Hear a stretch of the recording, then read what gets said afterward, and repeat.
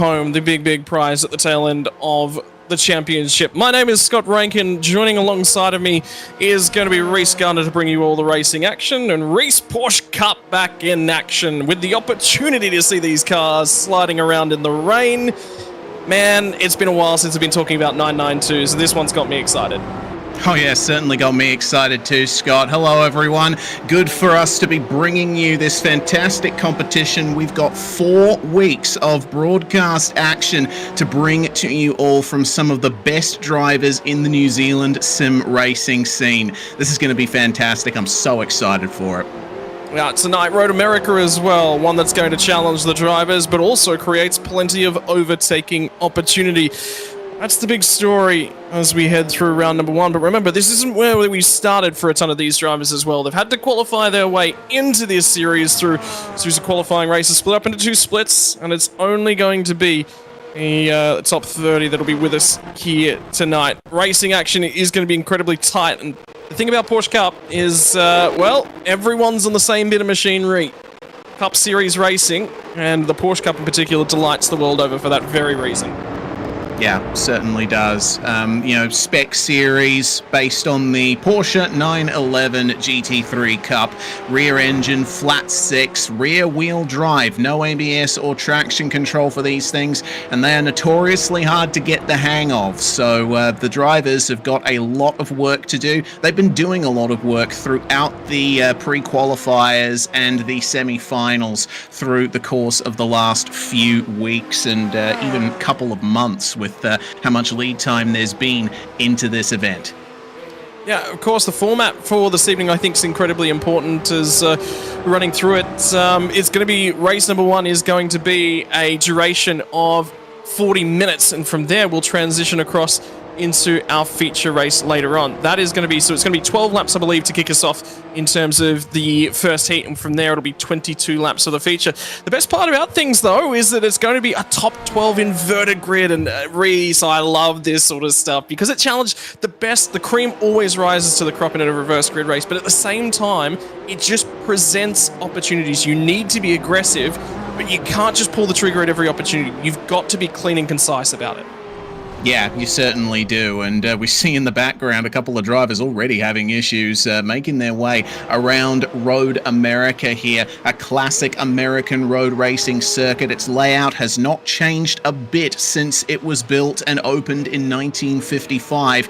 It's defined by long straights and heavy braking zones, so there's plenty of opportunities to make up those positions in the reverse grid race, but you have to be careful how you play it. It's very easy to overshoot these braking zones, and judging distances from very far back is difficult to do around a place like this. I think one of the things that never really gets discussed about this place is because of the flat nature, really, of it. There is just enough elevation to change to say that there's some out there, but it's only about 150 meters longer than Bathurst is in terms of things. So, you know, that gives you a really good perspective on what the lap length looks like, and indeed what the lap times are going to be. Lap times are a little bit different. Bathurst is a lot more quick up and across the top. And carries a lot more speed. It's about 3 to 4 seconds, I believe, slower in terms of a Porsche Cup, although I might be wrong on that one. I think they're actually quite close together in terms of the lap time. But anyway, qualifying is going to be about 15 minutes away in terms of things, but drivers have already been getting out there, turning lap times thus far. The top of the table characterized by Dylan Jordan, who's managed to get out there very early on and set quick lap times. But it's just good to be amongst some of these, you know, iconic names of the New Zealand scene, and particularly over the last couple of seasons. You know, I see Cameron Dance, Stephen McCartan, Taylor Mitchell, like I said, Dylan Jordan as well. There's quite a few names that you just sort of recognize up and down the field. Yeah, plenty of drivers here that we've had plenty of experience in commentary in the AusNZ sim racing scene. Rob Henry being one of them there. Plenty of names that I am not too familiar with, including Hugo Allen and many other drivers in this field. So it's a nice new experience for me, Scott. I'm sure it's a nice new experience for you. We're getting exposed to this vibrant NZ esports scene for the first time. Yeah, I always enjoy, you know, getting myself in and amongst new names as well. It's always good to see names, you know, that you're sometimes not necessarily all that familiar with as well, is the big part of it. You get to go, this is their opportunity to really show their stuff, put their name as far forward as they necessarily can. At the moment, lap times in and around the 2:07.820. In fact, practice times thus far.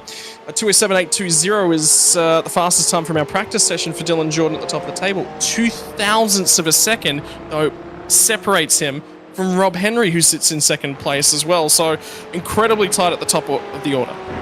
Yeah, but both driving for Kiwi Sim Racing, which is one of the teams that we've had plenty of experience viewing in other series in this Oceania sim racing scene. KSR always bring their A game, and they have some fantastic drivers on their roster. We're going to see if Rob Henry can gain anything on this next lap in practice, but we'll see very shortly, as he does in fact go to the top of the standings there at 2:07.702.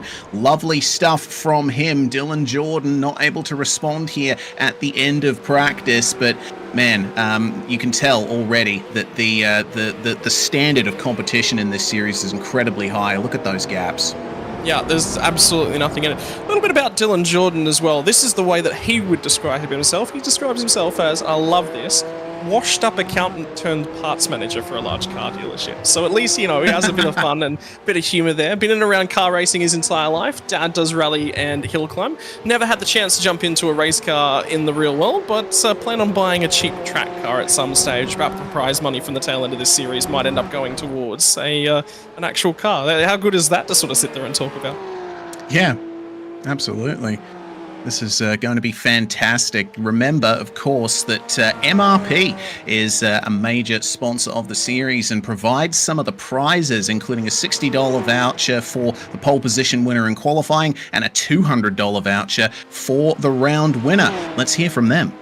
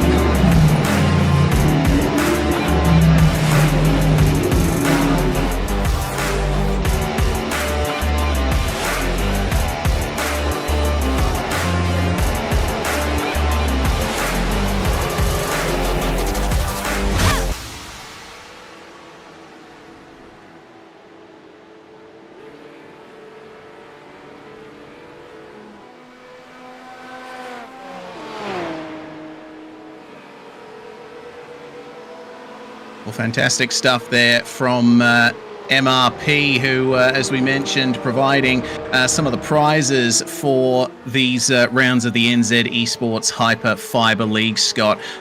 Really fantastic to see the amount of support that has come out for this series, as we've noticed that Sam Sproul has now gone to the top in practice, part of the Blackout OPR team, which is another powerhouse squad. Yeah, that's the thing. There's just so many opportunities for the bigger teams, particularly up and down the order, to really put their best foot forwards. And for Sam, I mean, again, he's been in and around for such a long period of time, and has always made a name for himself. He's always there, always in contention. For him as well, his favourite racing moment from the sim racing world, second overall in the OSR 12-hour. Was a founding member of the Blackout OPR team, racing alongside breeding professional around sim racing. So just some of the GGs that he lists off his resume in terms of what he's done within the sim racing world. Yeah, plenty of stuff that has been done over the course of his sim racing career, and I tell you what, he is rather quick in a Porsche Cup car from prior experience, so look out for him to be one of the contenders here tonight as he pulls off the circuit and gets going for another run here. Now, Xavier Simmons from Tauranga for Fast Lane Esports. He is also an accountant. He's also the treasurer and part of the promotions team for Kihikihi Speedway. He got into sim racing as a cheaper alternative to real racing. He has had real-life racing experience as a mini stock and stock car driver, so his real-life experience has been more on the oval side of things, but I'd say that turning right is just as easy as turning left. It's just turning right with just a few extra steps, isn't it? Sorry, turning left with just a few extra steps. Yeah.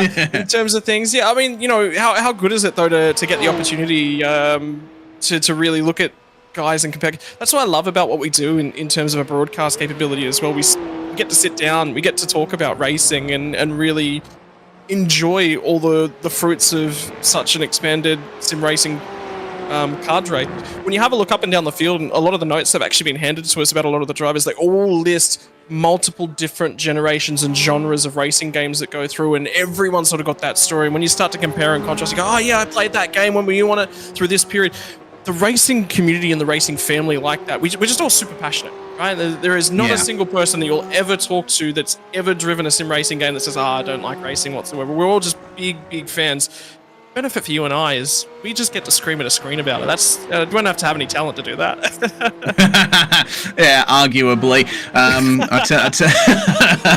Yeah, but you know, like I think it just goes to show, like, sim racing is all about passion, isn't it? Everyone here has come from a place of passion and love for motor racing and being involved with it in any way possible. And that's true for all the people working behind the scenes on this live broadcast, and for us here in the commentary booth. We get into it because it's just fun.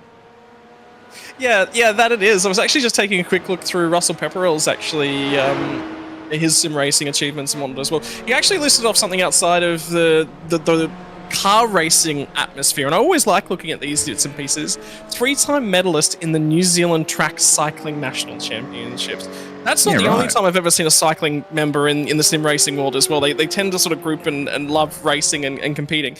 The biggest achievement that he lists, absolutely none, but his daughter thinks he does real racing, so that counts double, I think. Yeah, give that absolutely. Man a trophy now. Yeah.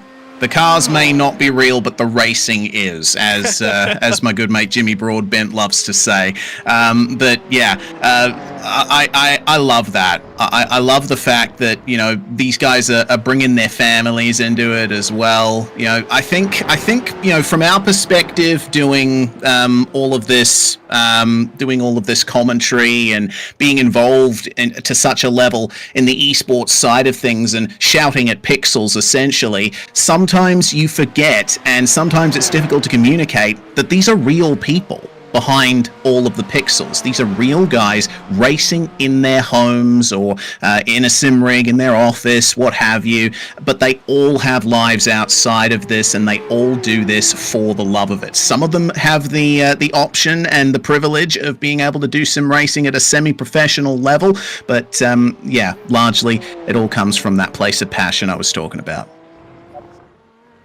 100%, and I tell you what, time to get into a little bit more of the behind the scenes and the bits and pieces that are going on tonight. Road America is a tough, technical, and tricky track, and you're going to be taking us through it, Reese.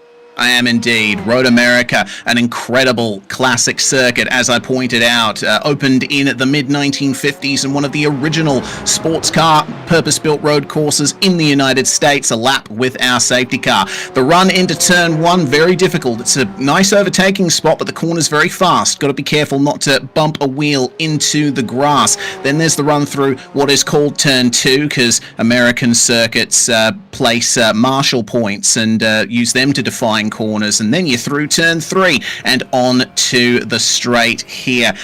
Going through the moraine sweep, which is this small sort of meander to the right and to the left, and then you're gearing up, you're psyching yourself up for the run down into turn 5. You can use all of the tarmac there, almost be on that curb as long as you keep 2 wheels on it. Lots of curb being able to be used for runoff. That's going to be one of the prime overtaking spots on this track. Easy to lose the rear end across the crest there as you come into turn 6. Keep an eye out for that as well. Then the hurry downs. This is a right-hand kink that is taken at nearly full throttle in almost any race car. Maybe a little tap of the brakes required to keep the weight on the fronts, and then all the way down the hill into the very tight left-hander there, coming through to the carousel, which is the prime spot for showing just how well handling any car is. This corner just seems to keep going and going and going. You more than double back on yourself as you make your way through this corner, and understeer on exit is going to be terrible for you. And then there's the kink. My goodness, what a corner this is. There's a railway line that runs just beyond the wall, so there's not much runoff available for the drivers. Fastest corner on the circuit. It is terrifying, no matter what car you're in. And then at the kettle bottoms, you get on the brakes for Canada corner. Another prime overtaking opportunity. This corner is faster than it looks, and you can use all of the curb on the exit there to get your run through Bill Mitchell Bend uphill, just balancing the throttle through here, and then switch back over to the left side of the circuit for the run into the final corner. And this is so important, this acceleration point. It defines pretty much your entire lap because you got the whole start-finish straight to come. And the uphill run to the start-finish line, that is a lap of Road America. Prime racing territory in any machine, Scott. It is, and it's just such a cultural icon, particularly for the Australian, New Zealand sim racing communities as well. The amount of championships that have been decided at this place. Tonight, it's going to be playing host to the opening round of the New Zealand Esports Hyperfibre League on behalf of Chorus Hyperfibre. Hyperfibre being the fastest internet available with up to 8 gigabytes per second upload and download bandwidth to ensure you avoid lag, no matter who's using your household internet. Keep your home future-proofed using Hyperfibre, and the business up to date with glowing data needs as well. Plenty of capacity, incredibly low latency. It's Hyperfibre broadband services are keeping us running here tonight. Want to say a big shout out as well to the round sponsor for tonight as well, MRP, Mannon Racing Products. I know a few drivers that have been supported over the years by these guys as well. Based in Auckland, they're your New Zealand suppliers of your sim racing brands, Gomez Sim Industries, Simtrax, Simicube, V&M Simulations, and all the rest as well. Started as a real racing store for real life racing, and they've expanded over to the sim racing world during the COVID lockdown. Tailor-made turnkey rigs to suit your budgets and needs, your 80/20s chassis, add-ons, monitor stands, dash displays, and accessories. If you're looking for something sim racing world, tonight's round sponsor is Mannon Racing Products. So we want to say a big shout out and a big thank you to everyone that has come on board to support the New Zealand Esports Hyperfibre League as well. I think it's a big key race because it gives us a lot of opportunity to talk about the real guys that are about to go racing and give us the action as well. Yeah, indeed. mrpsimracing.co.nz is the site for MRP. Make sure to pay them a visit, as well as Hyperfibre as well. All right, qualifying is on, Scott, and this is a site we're very familiar with. A big queue of cars making their way out of the pits here in qualifying. And the reason the drivers are so close together and just chomping at the bit to get going on this outlap is because Road America, with its long straights, is an incredibly sensitive slip streaming circuit. You have to have a car in front of you punching that hole through the air for you to get a boost of straight line speed, because God knows you need it around here. That's it. Lots of long straights. The downforce, it does definitely matter. It's important to make sure that you're going to get some downforce on the car. It's important to make sure that you place the car in the right positions. But more than that, it's quite critical. You've got to make sure that you get that toe. It's going to be worth, I reckon, somewhere in the realm of 3 to 3/10 minimum, all the way up to somewhere in the realm of 3/4 of a second. What are you going to lose if you don't get the downforce to that front splitter? It's probably only going to be in the realm of 1 to 2/10. So overall, gain at least of about half a second over the lap. So making sure that you get the right toe from the right person is important. But first and foremost, get the tyres up to temperature. These Porsche Cup cars, they are stone cold tyres on lap number 1 of qualifying. New system as well, which is very, very important. Cars have been updated over the break of the off-season. Clutches, they're now sometimes just a little bit less accurate, adds a little bit of variability. Pulling these cars off the grid, not all the time you're going to be able to set an exact clutch pipe point and go with that. Something to work on there. And the other critical update when we get to our standing starts later on, Reese, the cars are now going to have a simulated formation lap for any standing start cars, including the Porsche Cup. Yep, so preconditioned tyres. They won't be completely stone cold and have to be run in for a few corners before they really activate anymore. But that might not mean all that much, because remember, as you mentioned, Porsche Cup cars, they don't have tyre warmers, so the tyres will still be pretty cold when things get started in the race. First round of hot laps is about to start here. Dylan Jordan leading the charge across the line. We'll see what the number 21 for Kiwi Sim Racing can do here. Hard on the brakes, turning in nice and early for the first corner here, and absolutely nailing that exit curb. Lovely to see. Yeah, so nice and accurate. This first lap's not going to be their flying lap. It's not going to be where they're going to set their fastest time, but it'll probably be lap 2 or 3. Given it's a longer circuit, there's a lot of time to actually bring the tire up. Full out lap, remember, as well. So it's about it's not quite the full 207 out lap. It's about a 204, 205 out lap. That does take time away from the qualifying session as well. Total number of laps these guys are going to get 6 to 7. So there's not a lot of opportunities, and you can overheat the tires. Making sure if you have an off, you'll pinch a brake and your lap's not good, look for somewhere in the queue to feed yourself back in, particularly if it's around somebody's similar speed, so you can get a nice little toe off them, cool the tires off, try and take some of the energy out. Already mistaken a car wide down at turn 5. Couple of mistakes down there as well. Yeah, indeed. Plenty of drivers having trouble feeling out the brakes here. Remember, these cars don't have anti-lock brakes or traction control, so it's all down to your inputs, and you have to make sure that your brake pressure is perfect for those heavy braking zones. Exited the carousel here for Dylan Jordan, and it's looking like a nice clean lap so far. And it's all about getting that banker, right? You mentioned that the tyres do take a couple of laps to really get into their prime phase, so as long as you don't make a mistake on this outlap, you'll at least have something to put in the bank on the off chance, I should say, that you won't be able to get a solid lap later on. Yeah, that's it. Just keep putting it in the bank. You know, then you can go out and you can press on. You just got something to rely on, isn't it? Something to keep in the back pocket. First lap's been reasonably accurate. There's not been too much of a wiggle around from Dylan Jordan's rear tyres. I'm just having a look. I just saw Daniel Patterson run wide down at Canada Corner, so he's down there and in the barrier is going to have a very, very difficult qualifying session, but I think this is going to be a good lap. These front two on this pack as well have also pulled out a little bit of a margin on everyone that's sort of chasing them. Ewan Baker was the second driver across the line. Wasn't off track on that lap, though, for Dylan Jordan. Didn't count. Ewan's going to set the first lap time representative here, and he manages to go straight in with a 207.939, straight into the 7s. However, Hugo Allen, big lap, 207.4, straight at the top of the timing sheets.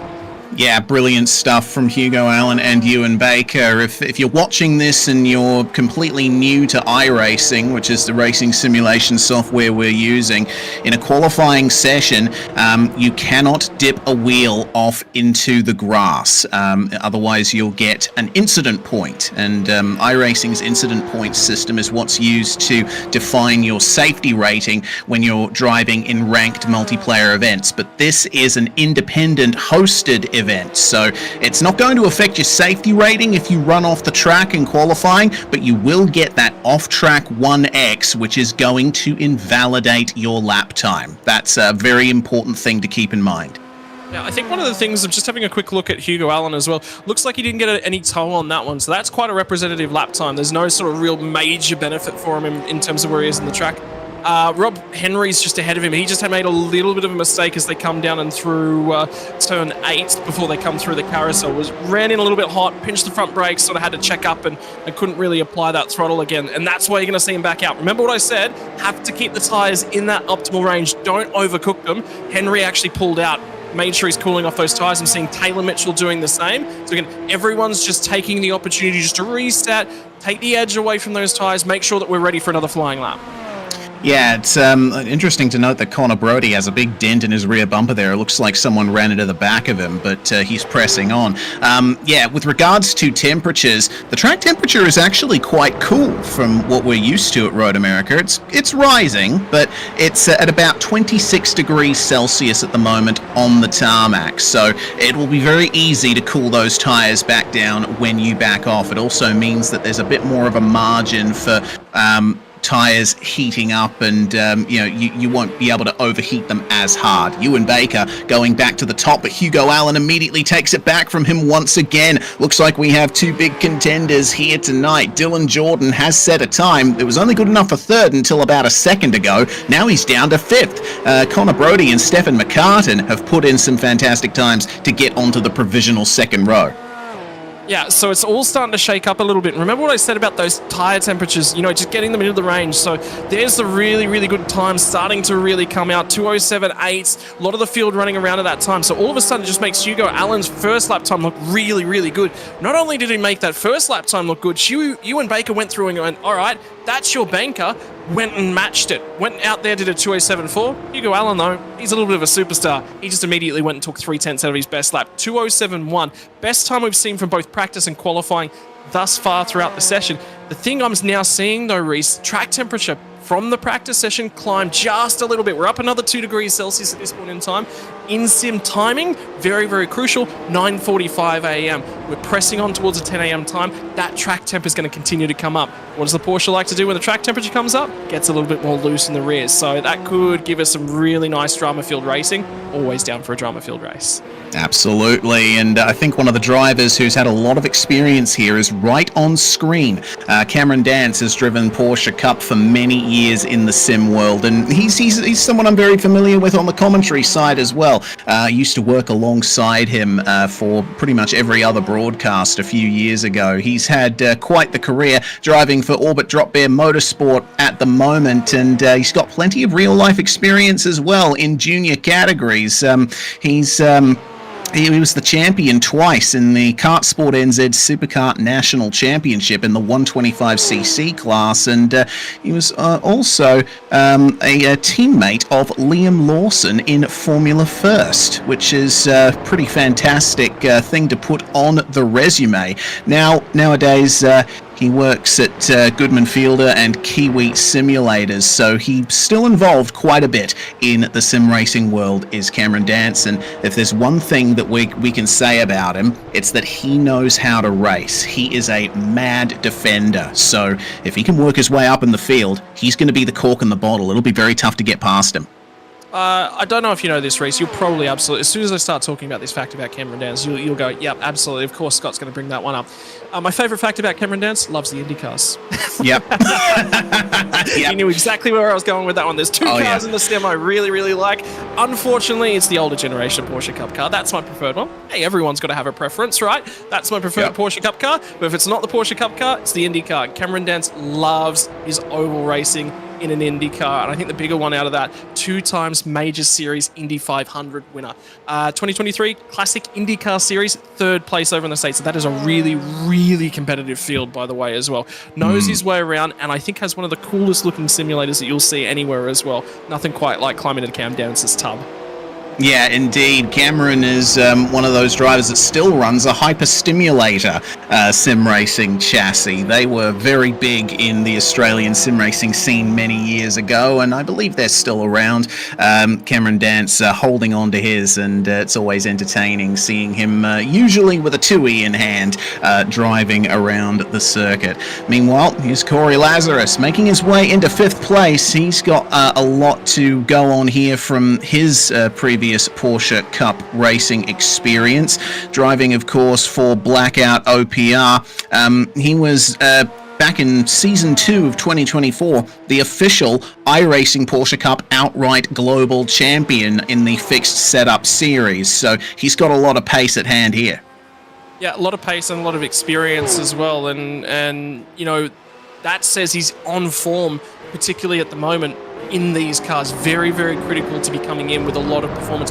The big thing, though, that's changed since that time period, there was a tyre model update. When we actually got ourselves the wet weather tyre, they actually went through and tuned up the dry weather tyre as well for these cars, sort of adjusted some of the physics, adjusted the dynamics of it. It's created something a little bit different. Whether or not he's made the adjustment across that new tyre, of course he's going to be jumping in, of course he's going to be in there and practicing whenever he possibly can. But sometimes when something new changes like that, not everyone adjusts to it as quickly as you possibly can. So that'll be something to keep an eye on. Generally drivers as well that have driven that car for such a long period of time. And this car as well, not necessarily the most popular car in terms of iRacing. When it first came out, was very, very popular. Everyone loved the tyre model, created some intense racing. Then it went through a couple of changes and they weren't necessarily the popular changes that they're coming. Wet weather tyres really started to bring this car back to the fore. Remember, runs around in the Nürburgring Endurance Challenge and it always creates interesting racing over there as well. 3 minutes left in terms of qualifying race, which means we're running out of time. The critical factor as well tonight, hard cut at the end of qualifying. Heat racing format, if you are on a flying lap when that checkered flag flies, session ends. No opportunity to finish that lap. Very important to note. Yeah, that's something that the drivers will all be very familiar with. There's two types of servers that you can set up for hosted events in iRacing, and basically if you have a heat format in the session or it's a solo qualifying session, either or, then there is that hard cut to the end of the session. If it was a single race session with open qualifying, then the drivers would likely be able to complete their lap after the timer hits 0, but they won't be able to do so today.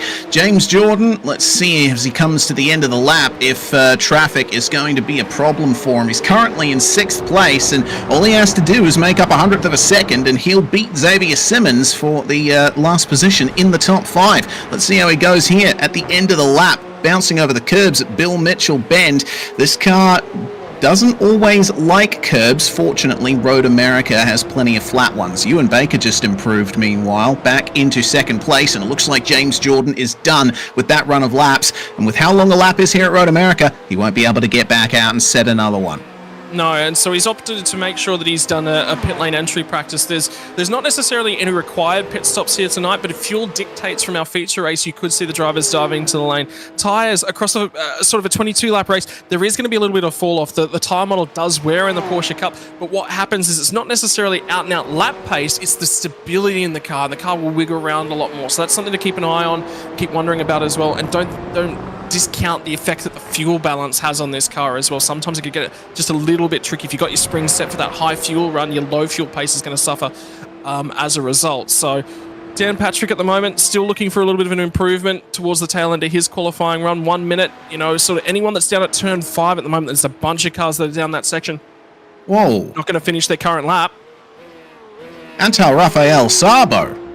Just an incredible time that's just been set there. He was all the way down in about 25th or so, one of the drivers that hadn't set a representative time in qualifying yet. He's just gone to 2nd. He's only a 10th off Hugo Allen's provisional pole time. So, hey, if you do it within the time, then sure, let's go for it. A bit late in the session to be making those kinds of moves up the field, but hey, fantastic job from Antal Rafael Szabo. He's putting himself up into the contender spot. Yeah, well, I mean, he had a crack at it, didn't he? The big thing for me is there's only 2 valid lap times in the session for him. The first one was a 2:09.572. He's improved by 2.3 tenths. That is a massive improvement. I wonder what went on with that 2:09 lap. Not necessarily representative, I would say, in terms of that one, but he's made mistakes right across the duration in terms of the qualifying performance. The big thing for him is if he's got that sort of pace, being trapped at the back end of qualifying was going to really struggle. He was going to be on the back foot from the very get-go, gets the lap in at the last possible moment. All right, I wonder if the nerves have sort of settled or maybe they've gone up a notch for him. Yeah, potentially. I always get that feeling. If I do well in qualifying, suddenly it switches over to the race and I'm like, oh dear, I'm starting well. The pressure is on. That's it. Qualifying now in the books, and it's going to be our pole position winner from round number 1. Hugo Allen manages to go ahead and take out pole position. Antal Rafael Szabo is going to be starting off alongside of him on the front row. Ewan Baker for Kiwi Sim Racing will be starting off at row number 2 before the first of the horde of blackout OPR cars. Stefan McCartan will be the first of those. Corey Lazarus, the teammate, will be starting off at row number 3. Alongside of him will be Xavier Simmons. James Jordan and Connor Brody are going to be rounding out row number 4, and the back end of the top 10, Russell Pepperell and Rob Henry. Hamish Clellan's going to line up in 11th place alongside Dylan Jordan, with Cameron Dance, lucky 13th, starting alongside Sam Sproul. Then we got Taylor Mitchell and Hayden Kirk on row 8, Dan Patrick and Brendan Partridge, 17th and 18th, rounding out the top 20, Tyler Williams and Nico Cordier. And we'll get across to Corey Crisson, Luke Bradley, Daniel Patterson, Billy Rowley, Dan Turner, Mandela Pluck is going to round out our field tonight. We've got time for a very quick interview with tonight's pole position winner, Hugo Allen. Reasonable time to start the season off. Very, very happy to set off our first Manor Racing Products pole position, mate. How are you feeling about getting that one? Yeah, good. Thanks for having me. Good lap. It was all right. It could have been better. It's always hard at this track to pull the whole lap together, but just did the job, and it was good enough to just put Antel in the end. So happy as well that it wasn't done with a slipstream. So yeah, but as I say, she's a tricky racetrack to pull the whole 3 sectors together. But just happy to be here. Mate, in terms of things, 12 laps is going to be this first race that we've got on the cards here. A little bit of a shorter sprint, and then we're going to be inverting that top 12. Goal is to get down to turn number 1, cover yourself off a little bit. You think you can sort of set yourself up really nicely. How are you feeling in terms of standing start as well? Changes to this car make it a little bit more tricky. Yeah, I thought obviously the updates that iRacing have done haven't made it easy for anyone. But in that it's just changing. But it's something that we're all dealing with. We've all got to manage. So we'll see how it goes. I can't tell you if it's going to be good or bad until I actually do it. So, mate, and so sounds like the confidence levels are up. Is there anyone you'd want to say thank you at the top of the show to for getting you to this point and helping you along the way? For sure, Barry at Manor Racing Products has helped me a lot through my sim racing career. And also my real racing career, so big thanks to him, and then thanks to you guys for putting the series on, because it's good to see a really well supported series actually on happening on iRacing and a New Zealand series as well. So thanks to you boys for putting the series on and making it all possible. Thanks very much for your time, Hugo. Get down, get set, and get ready for that first race, eh? Thanks, mate. Well, brilliant job. So, Reese, I mean, he sounds confident in terms of things. He sounds like he's right there and definitely feeling quite comfortable. And, look, I mean, the run down to turn 1, it's difficult here. Very, very difficult run to turn 1.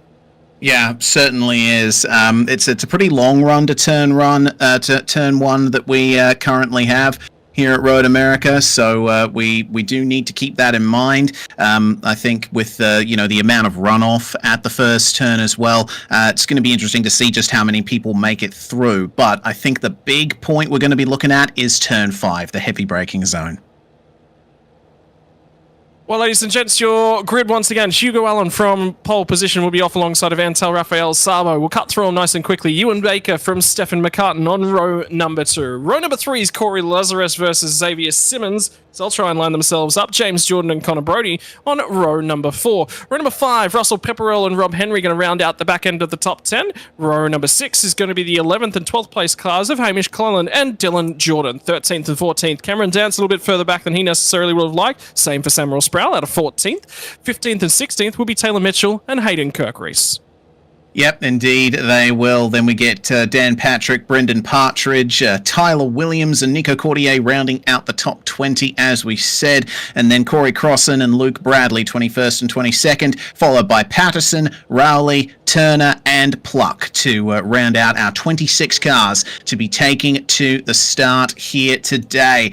They're almost all on the grid at the moment, some of them waiting for the last moment here to get onto the grid, because sometimes you can get the tyres a bit more in the optimal temperature range if you leave it until the last couple of seconds before we get to the start here. Well, the timer is rapidly ticking down, Scott. We're about to get lights up, and it looks like everyone's on the grid and ready to go. The NZ Esports Hyperfibre League getting ready to go in just a few moments' time.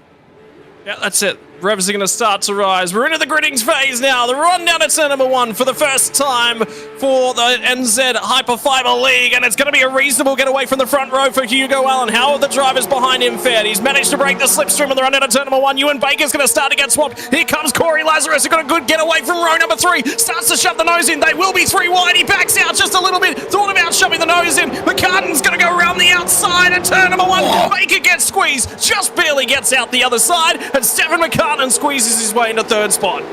Good stuff there from McCartan. Great run round the outside in turn 1. A little bit of drama back in the field, seeing an excellent exit from turn 3 for Sam Sproul, who's steadily trying to work his way forward. Baker's now under pressure from Corey Lazarus, and they're side by side. There's Sproul now up into 11th spot from 14th. A really good run there on the first lap. Baker going to try and get back past Lazarus here. Corey has to go wide and onto the grass there at turn 5, and this is where we might see some drama back in the field, but I'm going to retract that statement. Looks like a nice clean start through at least the first part of the lap for our field. Yeah, they've managed to get all the way down through turn number 5 on the opening lap. There's a little bit of wheel-to-wheel action, and it's going to result in contact. And now it's the run down the hill for Rob Henry, so it had to go back defensive. We'll try and slide it back down the inside as he managed to go out the other side. No, first spins of the night, and it's going to be multiple cars in the barriers. And it looks like Connor Brody's been impacted. James Jordan tumbling down the field as well. They were both inside the top 10, now find themselves outside the 20s.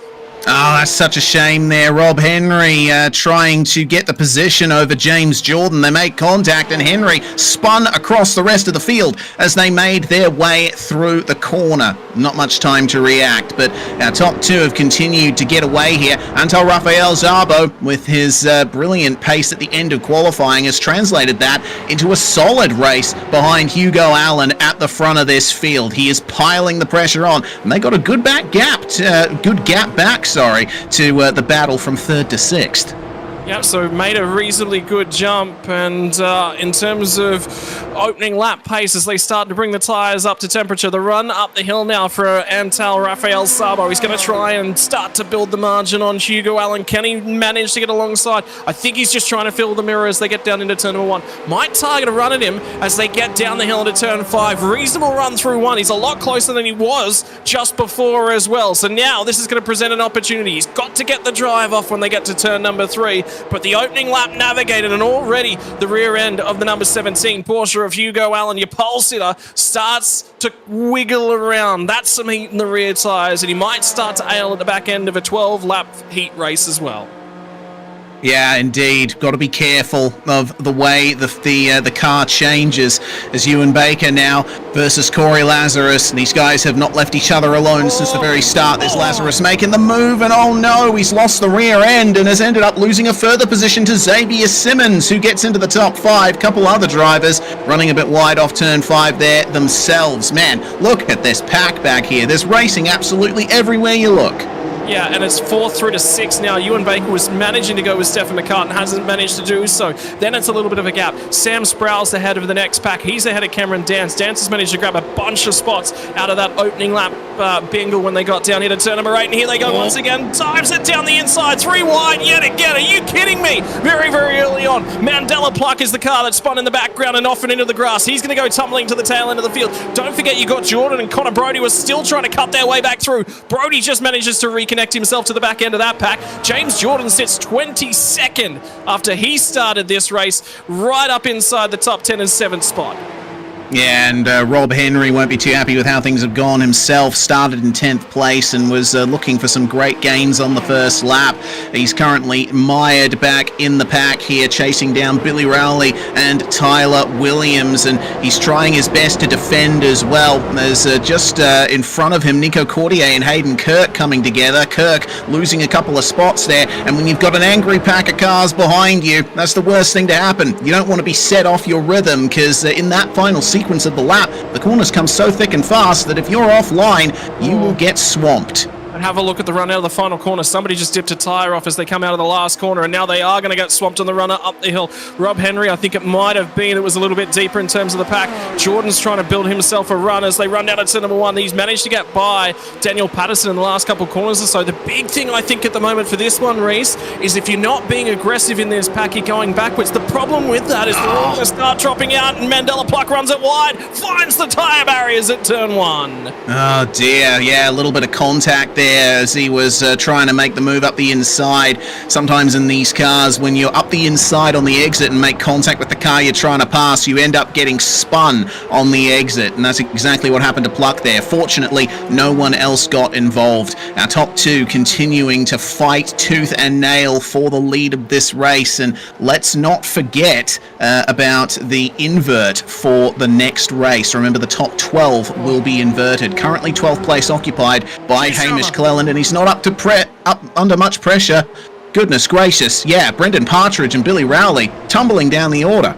Yeah, they just come together as they went up and underneath the Corvette bridge as well, so it's not settled in anywhere, and you just saw him in the back of that shot as well. They were just getting together, and unfortunately off the stick again. Is that what the third? We're 3 laps into this race, and every single lap we've gone down to turn 8, somebody's been 3 wide. Somebody up and down the field is 3 wide. I think that's going to set the aggression levels for the remainder of the season. Everyone is squabbling for every little bit of real estate, every little bit of track as they come around the carousel. How good is this? Partridge and Bradley are still 2 wide. Mandela Pluck is forced to sit and watch in the background. He's going to run wide at the kink. Whoa. This is for the tail end of the field. They're still 2 wide as they come out the other side. No, you don't. That's absolutely mental, boys. 2 wide at the kink really goes well. Mandela Pluck is moving that car around, isn't he? He's looking very aggressive. Unfortunately, it hasn't paid off for him so far, but maybe if he can get some clean running, he'll be able to elevate himself up by the end of the race. Finally, they fall back into single file again, but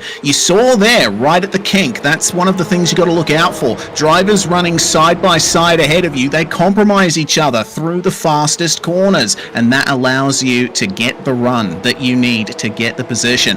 Well, we'll see with what Sabo will be able to do here versus Hugo Allen, as Stefan McCartan just took the fastest lap of the race so far. Interesting to note, because he doesn't have any slipstream aiding him. He's on a charge right now. One of the biggest things, though, Reece, I'm just having a look at it. The 2 cars ahead of me were actually faster in the most recent lap. That says they've picked up an incident point somewhere and trimmed that time off. So McCartan's the only driver that set a valid lap time on that lap.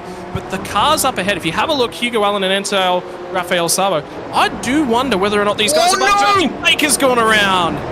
Oh dear, looks like he was either fighting with Lazarus or Simmons at that point, and unfortunately a tap and a spin around, and I don't know if that right rear wheel was all that connected to the car. We'll have to wait and see. Dylan Jordan, meanwhile, making a little bit of contact there with Taylor Mitchell as he makes his way past. That opens the door for Hamish Cleland to make his way into the top 10. And tell you what, all of this battling here has made the coveted 12th place, which is pole position for race 2, right up for grabs. Corey Crosson's still holding on to it, but Cordier, Baker, Patrick, Kirk, they are all in the fight for it. Crosson looking a bit alone on track at the moment, but the majority of the drivers behind him seem faster.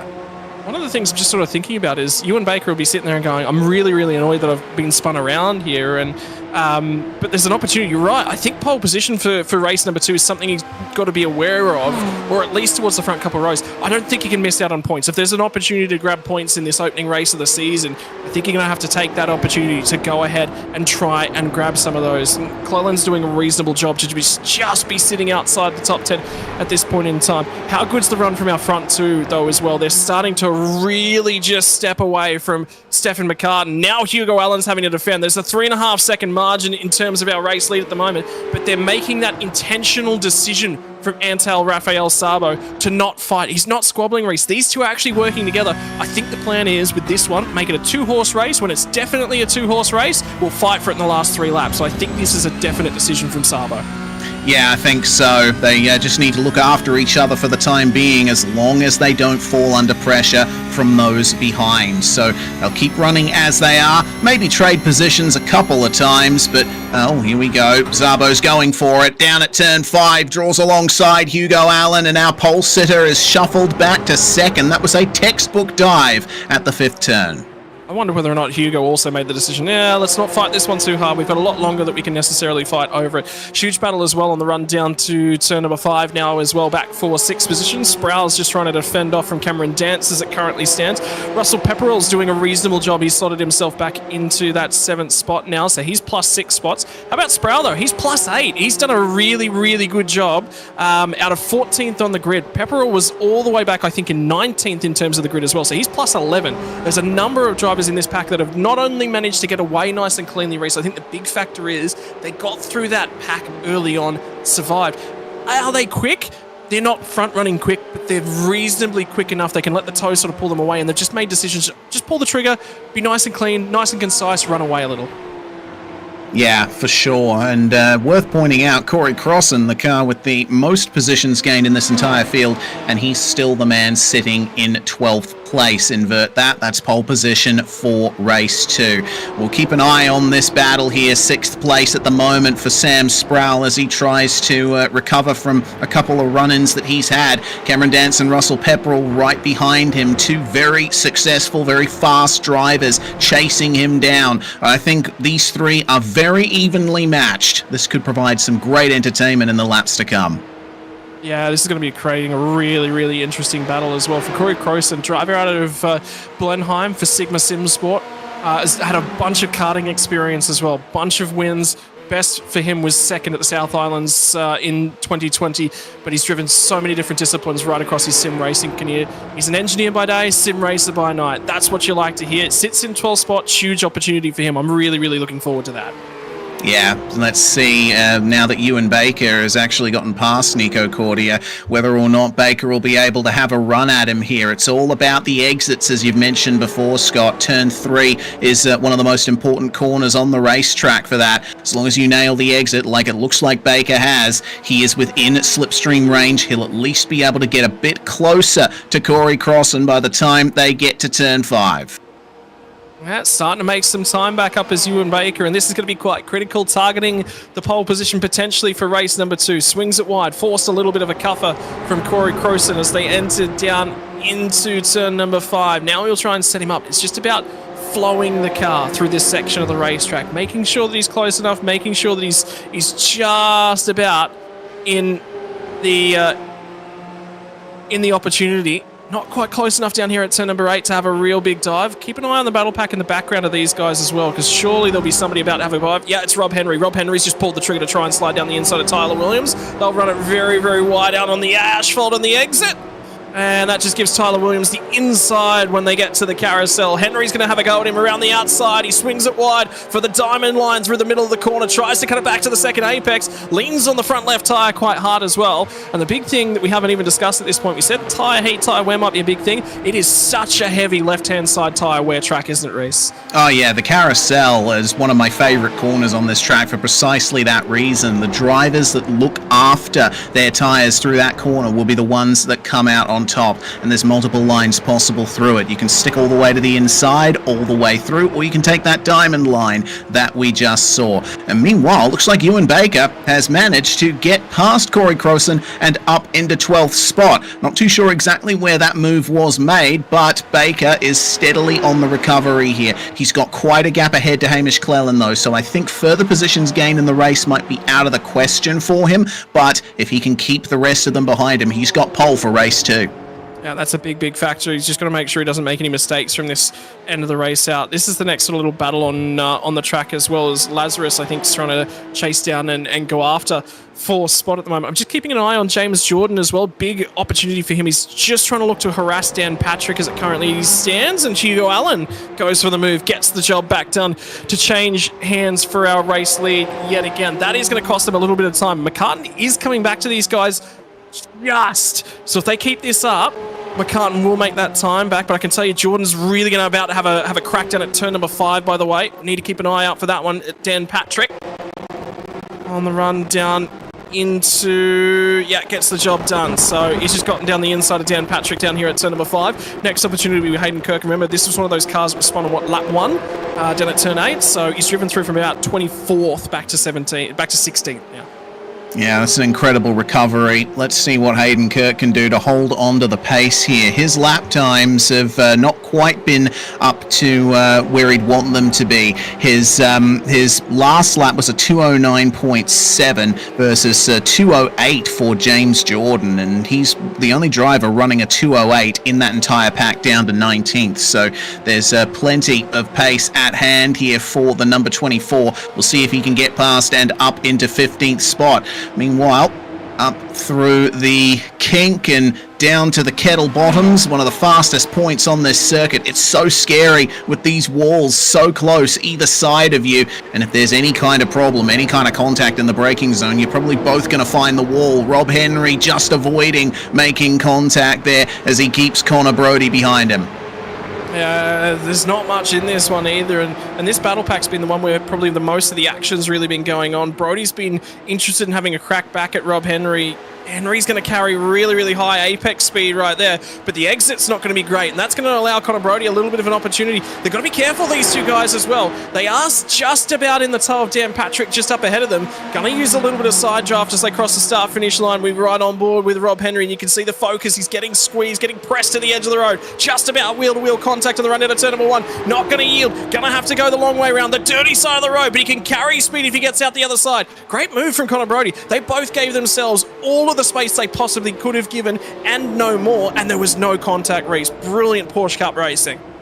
Yeah, did you see Rob Henry, when he first popped up, he just shook his head a little bit and a look of disappointment. He knew that he hadn't nailed the exit from the final corner and he was in danger of losing the position. Well, now his eyes are going to be forward once again to try and get past that blackout OPR machine ahead. He's got a good line in the entry to the corner, but a little bit of oversteer there, and the exit is compromised, and he's going to keep an eye out here. Oh no, there we go, contact, and Henry will not be happy with that. He manages to recover, but well, I mean, looking at his face there, not betraying much emotion, but you can tell he's frustrated. Yeah, you're always going to be frustrated with a situation like this as well. Unfortunate. That's what it is, unfortunately, sometimes, and it's not necessarily going all his own way. Racing is a cruel, cruel mistress, unfortunately. But in the meantime, it's just looking at and appreciating what Stefan McCartan's really doing at the moment. Just running his own race, all nice and quiet, comfortably sitting in third spot. And I can tell you, I've followed this guy for a fair while. I've known him. He loves his Porsche Cup racing as well. He's just had and the Blackout OPR team have just had a very, very strong endurance season. For those of you who don't follow the iRacing 24-hour calendar, it's set up to make sure that we can still get a race of 24 hours at a specific location in France, in southern France, just to make sure that we do get our iconic 24-hour race from that venue without using any licensing. Well, iRacing set up a 24-hour series that goes along with that. They've just come back and they've won the entire championship across all of the rounds. I think it was 6 rounds, one every second week or so. They've come back as the highest point scoring team across the entire season for that one. Big coup for the Blackout OPR team. Yeah, that's crazy effort as well. A 24-hour race every 2 weeks, and to be able to get that, you know, that's a lot of effort, a lot of coordination, a lot of physical effort as well for all of these guys to put themselves through. Really fantastic stuff. Meanwhile, here's the battle for 10th. Hamish Cleland currently holding on to that coveted last position in the top 10, but he's going to lose it there. Runs a bit deep in turn 5. Taylor Mitchell almost getting into him as he came back on the track, and there goes Taylor up into the top 10 there. Nicely done. Just took advantage of a mistake, and he's paid dividends for it. Something you always got to look out for. Drivers making mistakes in front of you, but it's deep again from Hamish Cleland, and Mitchell saw him coming there. Ran a little bit wide.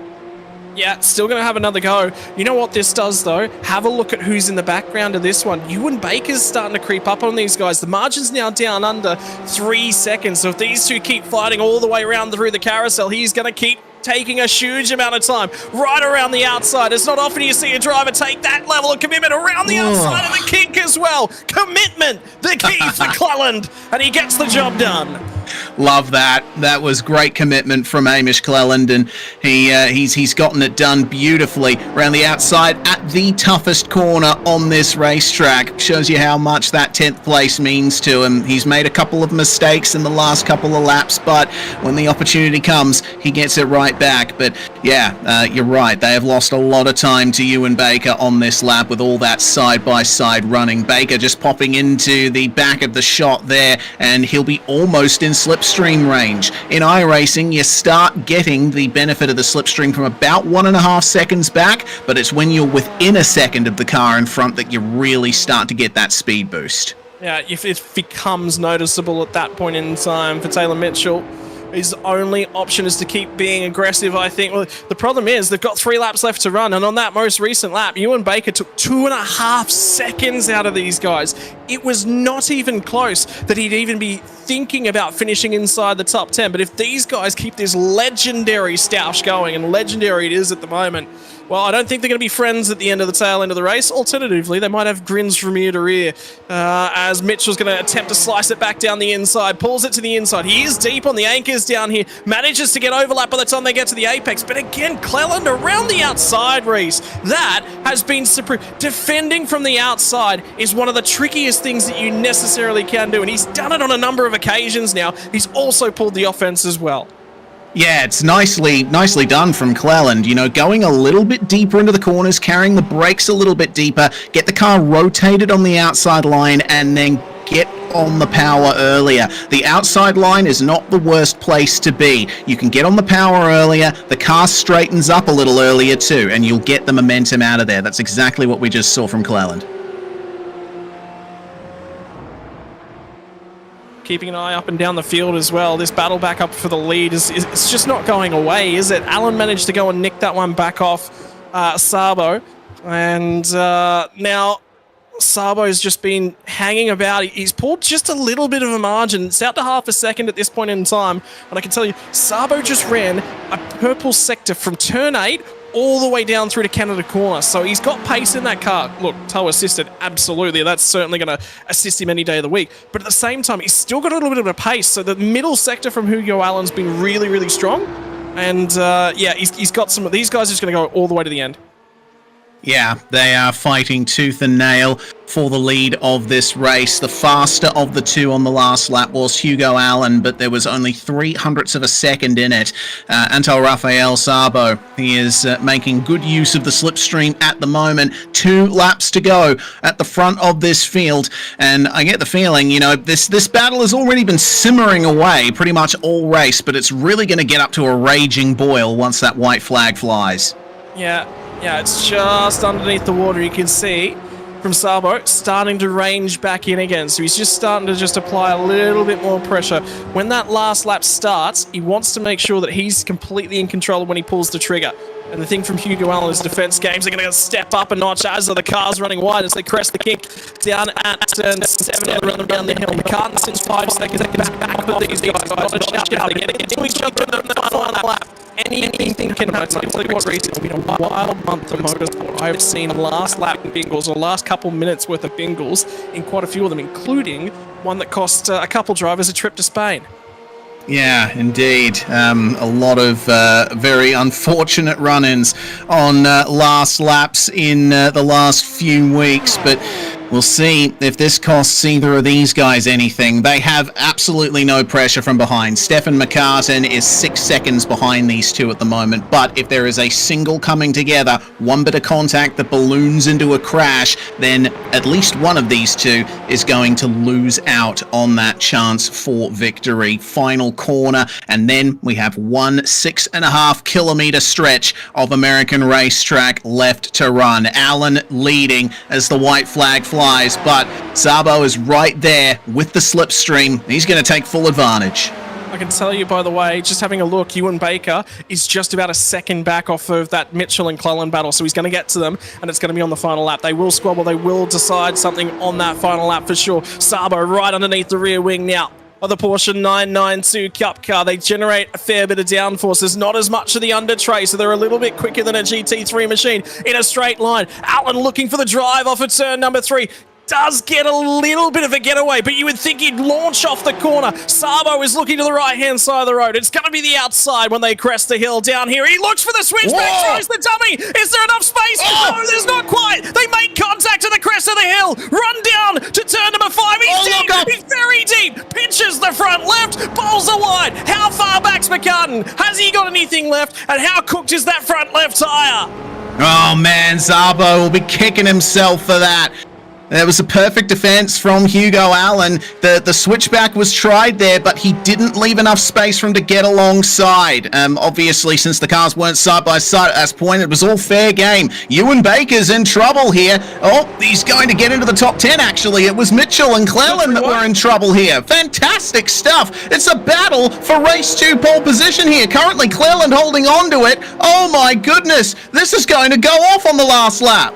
Yeah, Ewan Baker's gone and picked the pockets of both these guys. Will nick a top 10 finish potentially on the final lap of the race. Cleland drops 2 spots now, was inside the top 10, now sits on the outside. It's pole position for race number 2, but at the moment I think he might want a few extra points. Mitchell runs a touch wide, by the way, down at the carousel. Hugo Allen in the final sector of the racetrack now, looking quite comfortable. He's going to have that race win just about locked up, and Sabo took him the distance, made him work for it, made him cover, and made him get right out of shape on the run down to turn number 5, and it was a stonking stoush for the ages. Hugo Allen comes out on top. Ewan Baker still sits in 10th, by the way. Cleland and Mitchell are going to run side by side down the hill into turn in the Canada corner. They just about made contact as their race leaders. They're going to cross the start-finish line and take that one away. That's Baker. Cleland comes back through. He's going to go ahead and nick 11th spot back off of Taylor Mitchell, but Mitchell's going to have a crack down at the final corner. Entering shallow at the final corner is always a risky prospect. Difficult to go too wide.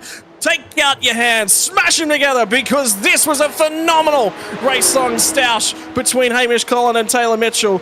Cleland will take the one up from race number 1, but they'll be reversed for race number 2, and it's going to be Mitchell who'll be on pole position.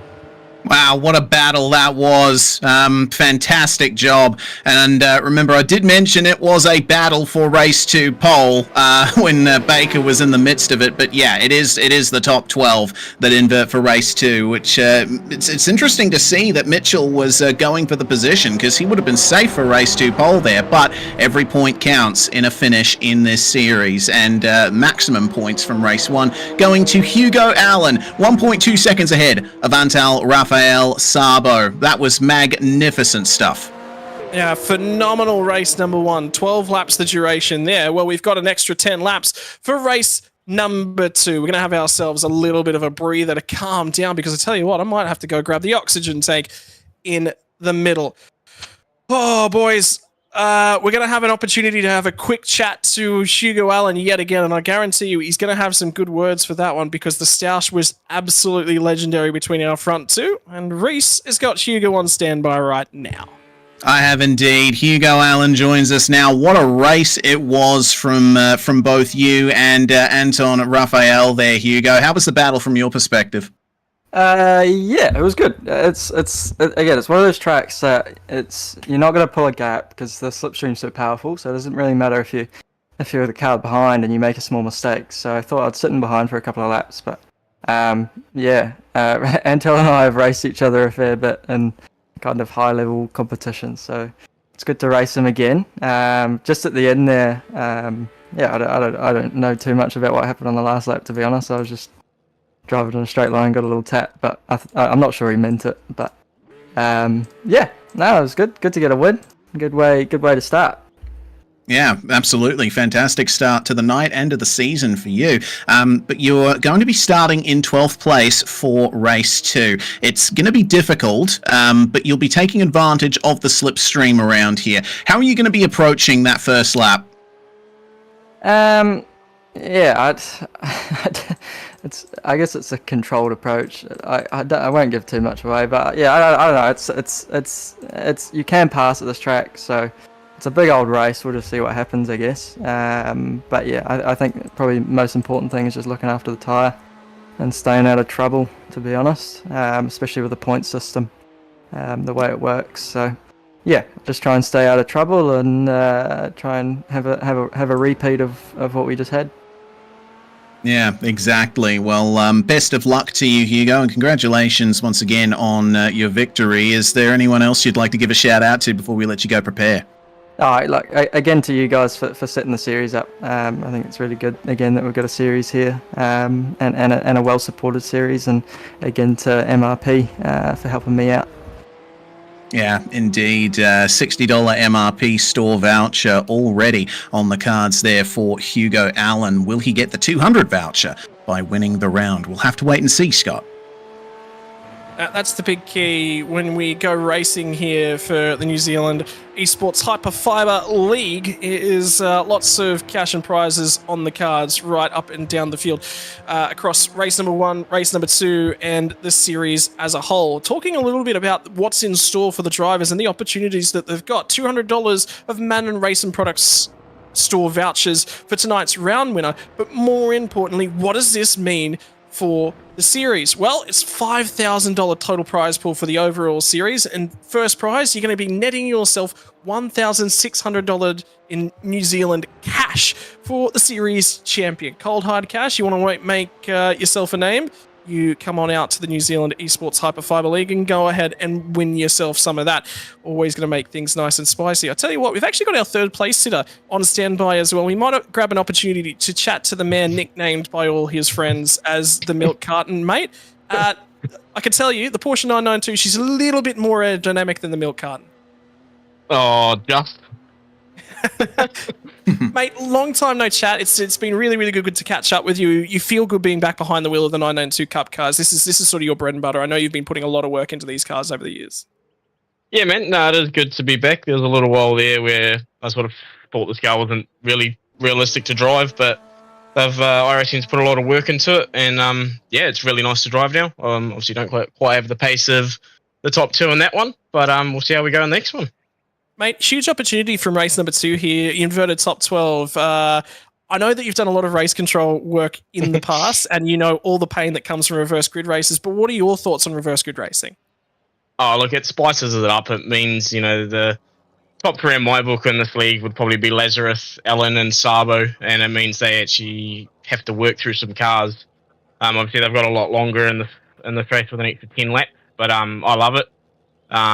Personally, I'd love to see full reverse grids, but obviously half the field's still decent. In terms of things here tonight, third place to start things off, you got Lazarus that's going to be starting ahead of you. Those other 2 guys starting behind. Is the plan to get aggressive? You're just going to be going for every gap that's necessarily available. You're going to be a little bit more, circumspect about the overtakes. It sort of depends when and where they show up. I'm not going to be super aggressive T1 unless it's a pretty big gap. 22 laps draft is very strong here, and 22 laps kills these tyres, so probably a little bit more of a tyre save race this one. But if there's a massive gap, I'm not afraid to shove my nose up there and see what happens. As usual, mate, you always come with a whole host of support from all of your friends that are out there taking the absolute mickey out of you, and I know quite a few of them. Any words that you want to give out to them when you've got the opportunity? Up Frio for spotting me tonight, and Jake Edwards needs to get quicker.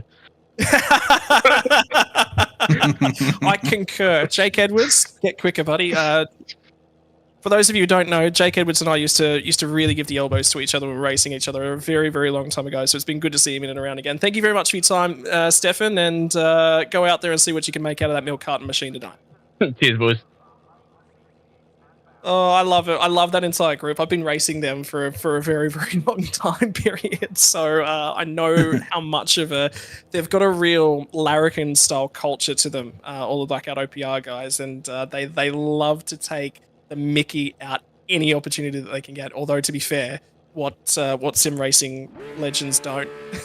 Yeah, indeed. I was teammates with Dylan Shepherd many years ago, and I certainly got a big taste of that. He's one of the top men at the Blackout OPR team. Well, we are going to have some fantastic racing yet to come here from the NZ Esports Hyperfibre League. Race 2 coming up very shortly, but for the time being, we're going to hear a little bit more from our round sponsor, MRP.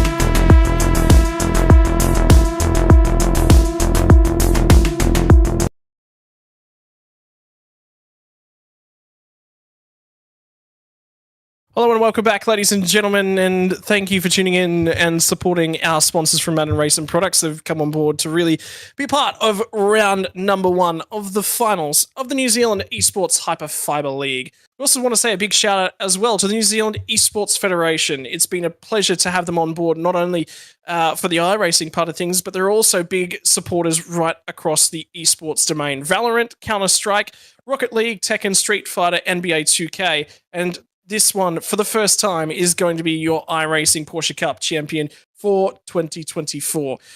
This has been brought to you this year by the New Zealand Sim Racing Collective, a group formed by various New Zealand sim racing communities to try and bring bigger and better sim racing opportunities to New Zealand. And with that comes the support of the New Zealand Esports Federation. We can't do anything that we do without a huge family of everyone involved in not only iRacing, sim racing, but esports across the planet. I've actually personally had the pleasure of traveling to New Zealand all the way back in 2014 to commentate some of the New Zealand National League Legends Championships, and I can tell you the culture, one of the privileges that stands out as one of my defining experiences across my commentating career. So the fact that New Zealand Esports Federation stands up and promotes more and more events and works behind the scenes to keep things going, I want to say to everyone that is out there and taking part in both the event, also all the spectators, to get along and give the New Zealand Esports Federation a big follow, big piece of support, as well as both of our sponsors, the Hyperfibre from Chorus, and as well Madden Racing Products from round number 1. Because, yeah, like I said, the fact that I've got to journey to New Zealand to chat to a lot of PC gamers is just, it's one of the highlights of the things. I think you can sort of concur with that, Reese. You've done PAX events and stuff as well. It's the opportunity to go and meet people in person and then see the growth that comes out of that as well. Yeah, absolutely. I haven't had the opportunity to travel to New Zealand for events, but my mum's side of the family is from New Zealand, and Manawatu is sort of my ancestral home, so to speak, on my mother's side, so New Zealand is very close to my heart as well. We are about to get into the second race of the night, though, and we'll be getting ready for a 22-lap stoush here at Road America. And if that race result that we just saw was anything to go by, Scott, we are up for some fantastic battles and very exciting racing all through those 22 laps. Yeah, 12 laps was an absolute arm wrestle for quite a few drivers up and down the field. Some drivers are going to have to come from the back. Some are going to have to settle themselves in and get the opportunity to try and defend from the front. It's going to be a top 12 invert, and that is going to mean your front row was the stoush of the race from race number 1 between Taylor Mitchell, who will get the pole position, from Hamish Cleland, who managed to nick 11th spot at the line. Ewan Baker and Dylan Jordan are going to make up row number 2. Cameron Dance and Russell Pepperonell are going to be row number 3. Before we get back to 7th and 8th, Samuel Sproul and Xavier Simmons on row number 4. Rounding out your top 10 at the back end was Corey Lazarus, and then we get on to the podium from race number 1, Stefan McCartan and Antel Rafael Sabo and Hugo Allen, the first 2 cars outside your 10. Then it's the drivers who didn't get lucky enough to be included in the invert. It's going to be Corey Croson from Nico Cordier. James Jordan drove back through the field to 15th. Tyler Williams will be alongside of him. Connor Brody and Dan Patrick rounding out your 18. From there back, it's Luke Bradley and Hayden Kirk rounding out your 20. Rob Henry and Mandela Pluck outside the 20. Outside of 23rd place is going to be Brendan Partridge from Daniel Patterson. Dan Turner and Billy Rowley are going to round out your field of 26 drivers, ladies and gentlemen, for race number 2. 22 laps, about 40 to 45 minutes worth of racing action coming away in just a few moments, and the lights are starting to come on at the front end of the field. Standing start for race number 2. Has Mitchell managed to find something to get the drive? He spins the tires, goes absolutely nowhere, and he's going to get swamped. Dylan Jordan's already got through to second place. Ewan Baker goes to the outside. Everyone's trying to crawl to the left-hand side of the road and go the long way around him, and I just hope he hasn't burned a hole in that clutch. Looks like he's shifting okay. Deep down into turn 1. Just about makes contact. Mitchell runs wide. I think Sproul went with him, and there's a huge amount of chaos at turn 1. Oh, just getting back onto the track safely there was Mitchell, and he's fallen all the way back to second last of the runners here today. Oh man, that was a chaotic run through the first turn. We saw a couple of drivers behind Mitchell trying to gain some spots, including Corey Lazarus. He wasn't able to get the move done on the way into turn 1, but he's come out in a solid position. 7th, oh yeah, massive wreck just behind. Oh dear. Easy does it. Oh, the carton's off. Oh, no, the milk carton. There's a rip in it now. He's fallen into the wall at turn 5, and a few cars off at turn 5 as well. Much more chaotic start than race 1. Yeah, and not only is he spilling milk everywhere, I doubt there's going to be any cookies to dip in that, because no one's going to want to lick that stuff up off the floor if a milk carton tumbles through the field. Cleland's going to lead the way. Ewan Baker ran him down in race number 1. Is he going to do the same again in race number 2? Dylan Jordan's managed to get his way through to 3rd. I tell you what, Sabo is 4th, and guess who's right there with him? Hugo Allen have already got through to 4th and 5th on the road. Insane from lap number 1.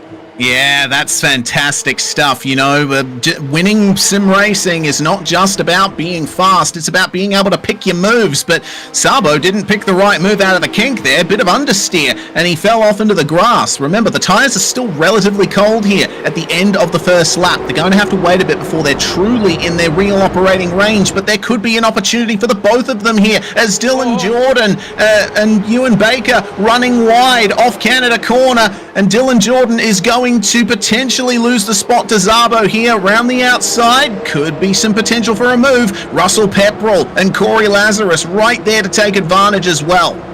Yeah, and have a look at Hugo Allen. He's lining him up. Now he's going to pull back across to the right-hand side of the road. Allen and Sabo are going to be side by side when they get down here to turn number 1. It is going to be a parking lot because they are just traffic queued up at this point in time. Pepperell, they're 2x2 on the run into turn number 1. Sabo gets to the inside. Allen's going to try and sweep in from the outside line. Little bit of a slide. They've got to protect the tyres. They were talking to us about this between the two. Races the run down to turn number 3. Finally, Sabo pulls ahead and manages to slot in. Well, let's see if Allen can get the move done, though, because Sabo unfortunately messes up the exit of turn 3, and that's going to bring the opportunity for Hugo Allen round the outside of turn 5. He'll have the racing line. That's where the rubber is. That's where the most grip is, and he'll have the widest run into the corner. It's a battle of the late breakers between our race 1 top 2, but Sabo, big slide on the exit. Allen has to take to the grass to avoid. Yeah, there was no way he was going to manage to get back across the track and get to the inside. Now Sabo's going to run it a little bit wide, carries the momentum though off the curbing, makes the approach though down to turn number 7, a little bit shallow. That's checked up Hugo Allen. Finally, these guys are going to settle it down. The problem for me though is Sabo has worked those rears incredibly hard in these opening couple laps. Now they're no V8 supercars for sure, but they definitely do want to keep the tyre temperature out of those rear tyres. So Sabo, keep an eye on him, could start to ail late in this race. If he starts to go, we'll all know why. Yeah, indeed. An awful lot of heat being put into those tyres by spinning them up and sliding on the exits of these corners. On board with Xavier Simmons right now, one of only 2 cars in the field to still occupy the same position they started in. The other one being Russell Pepperell, which is another car ahead. So 8th place at the moment for Xavier, trying to chase down Corey Lazarus, who's up 2 spots from where he started. Oh no! Oh my lord! Dylan Jordan! That was a massive spin there in Canada corner, and he falls all the way down the field. Miraculously, it seems most of the drivers around him got away with that. And that was all triggered because Pepperell went for a very, very late dive down at Canada corner. He pulled out at basically the last possible moment. I wonder whether or not Pepperell was about to just clout into the back of him and just had to roll off the brake, dart to the inside. He was always going to get in there hot. Indeed he did. So we're going to get a replay and get an opportunity to have a look at one of our first major sort of incidents of the race as we jump through the MRP instant replay. This is going to tell a little bit more of a story for this one from Dylan Jordan. You can just see, tries to get down in here. Have a look at how late, though, Pepperell dips down. And he was in hot. And that's what I'm saying. I think he was going to get into the back of him, and I don't think he had much of a choice. He was already too deep. Yeah, it's just a shame, you know, a late move in the braking zone. You have to put some trust in the driver you're passing because they have to see you coming and they have to open the steering to allow some space for you. But sometimes there's not enough time for that to happen, and a small tap can balloon out into a massive incident. So Jordan's all the way back down in 20th position now. Cameron Dance gaining a couple of places back thanks to that. He was one of the drivers to fall down the order a little bit. There's that hyperstimulator chassis with the TUI branding on the sides. He does love his beer, does Cameron Dance, but he's too focused at the moment to have a brew. Yeah, I mean, this is not the time that you want to be doing that. I mean, maybe an opportunity. Look at the lean in as well. You can tell that he's switched on. Cam gets quite animated when he is switched on. Like when he's really focusing, you sort of stop thinking about what you're sort of really doing. He's one of those drivers. There's a couple of them. Scott Gamble, V8 supercar driver, is another one, and I'll be working on a series that he's in later on tonight. When he's really focusing, he just drops his jaw and the tongue starts to hang out the race. There's a couple little bits and pieces. So that says to me, Cam is really trying to drive the wheels off this thing, and well, when he run wide at the kink, he's working hard. You saw him glancing into the side mirror there to make sure that Xavier Simmons was still behind him with that slight mistake through the kink. There's so much racing going on here at the back end of the top 10. Corey Crossan, man, what a drive he has had. Remember, he was in contention for 12th place, race 2 pole in the previous race. Well, now he's under pressure from the likes of Nico Cordier and Mandela Pluck. Sam Sprout, who lost out quite a bit in the opening lap or so, is trying to make a recovery as someone runs off there. That's Rob Henry that's gone off, and wow, that's a massively slow re-entry onto the racetrack. He is going to fall down the order again. Yeah, got our first penalty of the night too coming our way. I think Mandela Pluck's just picked himself up a drive-through penalty for contact. I believe that was on lap 1. Huge mistake down at turn 1 though for Antel Rafael Sabo as well. So he's made a big mistake. That's allowed Hugo Allen to get down to his inside as they actually run off of turn 3. By the way, they've tagged onto the back end of the front too. Baker is close and closing on Hamish Cleland. So Cleland's led 3 laps thus far, and yeah, he's going to be starting to run down. And have a look at Rob Henry. You can just tell he's just a little bit annoyed by that mistake. We've seen a mistake at the final corner from him now twice. Yeah, it's a big shame for Rob Henry. I mean, he's a very quick driver, and you know, when everything goes right for him, he is one of the drivers who you look up to try and beat. But tonight has just not gone his way. He'll be hoping for more from rounds to come. So Mandela Pluck will have just gotten news of that penalty, and he's got a lot of cars ahead of him.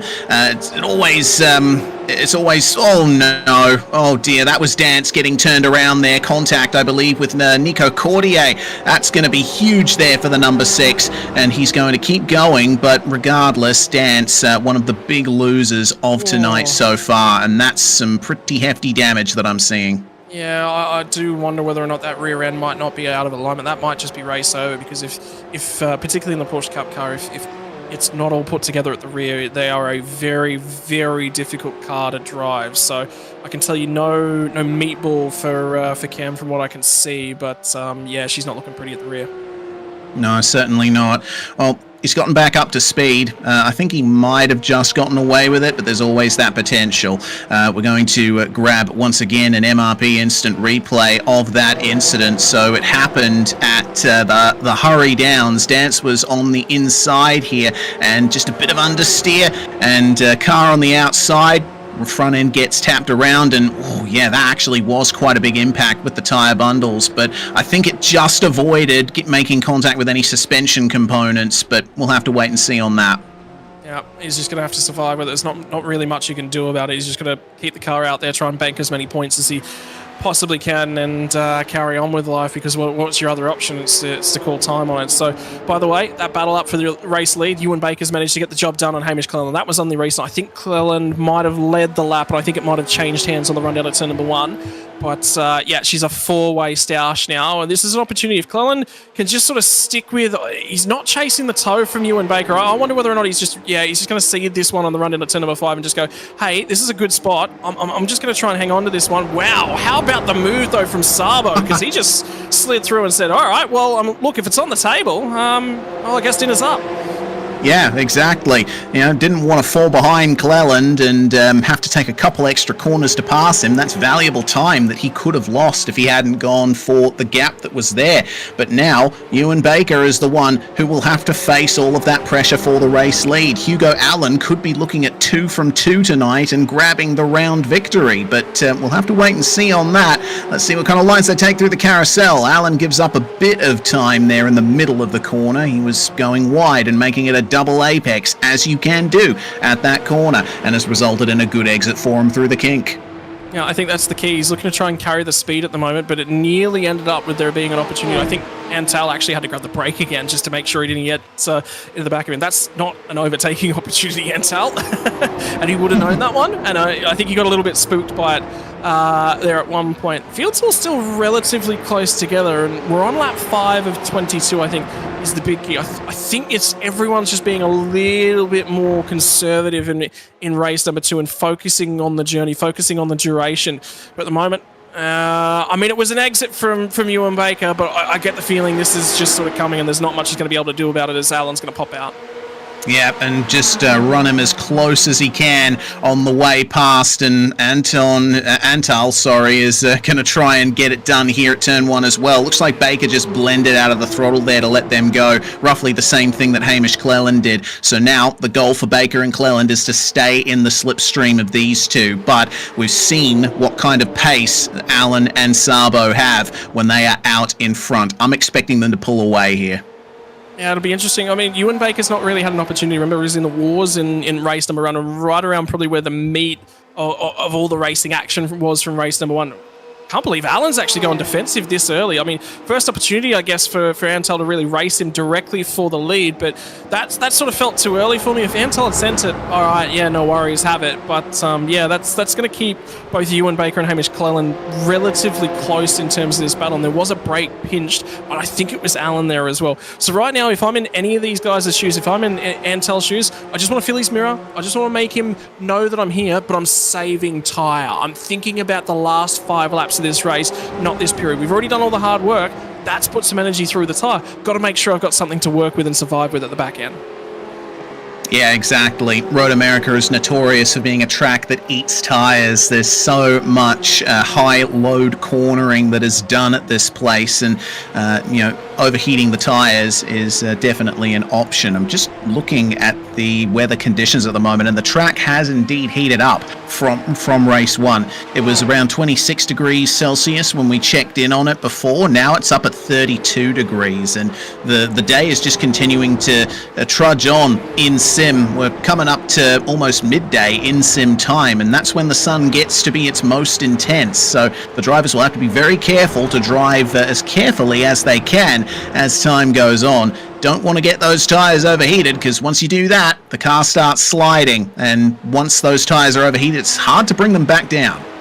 Yeah, and the big thing I think at the moment that's keeping the track temperatures relatively tame is that we're heading into autumn in and around Lake Elkhart, Michigan, I believe, in the United States of America. So temperatures and certainly the amount of UV that's coming down on the track is not as high as it would be in the middle of summer. That I believe the Road America 500 event that was earlier in the year was incredibly hot, up around the 50 degrees sort of track temperature range. So that sort of tells you, it absolutely is cooler than it would be at this time, earlier in the year. So look, it's definitely warmer. That definitely changes the balance as well. You can overheat the fronts and the rears on this car. You can get a lot of understeery feeling. You can get a lot of oversteery feeling. You've got to manage both ends of the race car, and there are ways that you can tinker and tweak both. Oh, Sabo just going for the lead on Allen, and it looks like they're going to trade back as we keep an eye on Xavier Simmons here as he tries to chase down Pepperell. But the trade is made back here for the race lead. There was an attempt by Antal Rafael Sabo, but ultimately coming to naught, and the cars occupy the same positions they did as before. But Allen's defensive again. Sabo is really dialing up the pressure here. You know what? This has actually brought Corey Lazarus right into the battle for the lead as well. He's come out of nowhere, and he's right behind Hamish Cleland. So, I mean, if these two at the front don't stop battling like they are, they're going to be under a lot of pressure from these 3 cars behind. And I'll just give you something. I think this goes to the mindset. Look, I'm not the biggest Ewan Baker fan that's ever transitioned around the racetrack. He's exciting. Stuff always happens where Ewan Baker is on the racetrack. That's just the kind of guy he is. Very, very aggressive. I don't know if he's the most clean and concise kind of driver, but he always finds ways to get in other people's battles. But he's also the kind of guy that he's not just going to sit here and wait. If a hole presents itself, he's going to put the nose in. And I think he's waiting for an opportunity just to check these guys up just a little bit and perhaps sneak on through. I think Cleland's going to run a really, really clean race here. He's just looking to just stick with these guys. Any opportunity you can to run with them. But Lazarus was starting to track these guys back down, and I tell you what, the drafting games have already started as well in terms of this, so that the snaking down the front straight away, quite common at Road America. But yeah, Cleland was starting to be tracked down by Lazarus. I think he was coming. I think Lazarus was always going to get to Cleland, but this is actually keeping Cleland quite relevant. Yeah, it certainly is. Cleland's still holding on to 4th place and still well within the fight as Connor Brody here is going to try and get the pass done on Nico Cordier at turn 1, and he gets it done beautifully. Slipstream, pull out, outbreak, and you're out of the corner ahead. But now the challenge is to try and keep Cordier back behind him. They've just traded positions for 11th, and Nico is absolutely monstering the exit of turn 3 there. He'll still be in the slipstream by the time they get down to turn 5. Once again, it's a case of, do we battle with each other, or do we focus on trying to catch up to the cars ahead? Because Crossan and Sproul aren't that far ahead themselves, and they're going to cost themselves time, with Sproul getting the move done at turn 5. A little bit of side-by-side running brings Brody and Cordier right into it. Yeah, they've now just picked up the draft. They've just managed to pull them all the way back in, so now they are picking up that little bit of it. So I think Cordier's best decision he can do right now is just try and hang on, because I think he's getting a little bit of support and a little bit of defense from that's managing to keep him away from Dylan Jordan. So right now he probably just wants to follow single file for a couple laps, catch up to this battle pack, and then sort of make some decisions from there. The best thing he can certainly do is stick with these guys. Yep, Sproul gotten aggressive, moves himself one spot further forward. 3 seconds up the road to James Jordan. Jordan's managed to go with Russell Pepperell and Xavier Simmons. So we've got another 3-car battle pack just down the road as well. It's sort of forming into little bunches up and down the field, and Lazarus, by the way, still not being able to get that job done on Cleland. Yeah, I think from Lazarus's perspective, he might just be waiting for an opportunity. If he senses that there's a clear pace difference between himself and Cleland, and it's costing him time to Baker, Szabo, and Allen, then he'll try and go for the move. But for the time being, just trying to feel it out. Follow in the slipstream, try and keep up the pace. If a move presents itself, then yes, absolutely go for it. But if I was in his position, I'd be sort of hedging my bets. I'd just be methodical with how I make my moves. Yeah, just playing it smart. You definitely. The tricky part is you've got to try and get this done, but you've also got to make sure that you don't lose the toe. And the problem is Cleland's definitely slower than the cars ahead. So if you hesitate too long, you're going to drop the toe, and that's it. You sort of race over. You're relying on those guys back up ahead to battle. This is a really, really good corner here. He's got a trigger. I think he's got to pull the trigger right now. Yeah, I think he has to, because they're really starting to pull away ahead, aren't they? So, yeah, he's going to go for it now. Can Corey Lazarus get into the top 4? Well, he's alongside. There is overlap, and he gets on the brakes. Hamish Cleland didn't fight that one too hard. He's obviously recognizing that Lazarus has got a bit of the red mist going and is going to try and fight his way forward again. But our top 2 continuing to get into each other here. Antal Rafael Szabo is racing Hugo Allen quite hard at the moment. Yeah, it's really, really interesting, because this is something a lot of your go-karters will be very, very good at, is recognizing when to fight and when not to fight. And you can just see Szabo is just going, I want this spot, I want to be leading, and I want to be in control of the situation, because then I control my own destiny, right? I can't be sent on by you and Baker behind me. So he's sort of thinking about it and going, do I do it, don't I do it? But you can see that he's in two minds, which is really, really interesting to watch, because he thinks that he can get this one off of Hugo Allen. If he passes Hugo Allen makes a mistake, because Lazarus runs very, very wide at the kink, and you know, Hugo makes a mistake, and then Ewan Baker slots by. Well, all of a sudden Antel's going to disappear down the sunset, and they have to scramble to sort of catch him again. So it's catch-22, isn't it? Because you want to be aggressive, but at the same time, again, race 1, they worked really, really well to each other, with each other, drove everyone out of the race. This race, it's not sort of been that same sort of mindset. That 3rd and 4th battle has been a lot closer. Yeah, I think one thing to also highlight is it's a longer race. We've got 10 extra laps to work with here. So if something happens, then there is time to bounce back from it. But like you say, catch-22, it's a very complicated situation that every driver on screen at the moment is dealing with.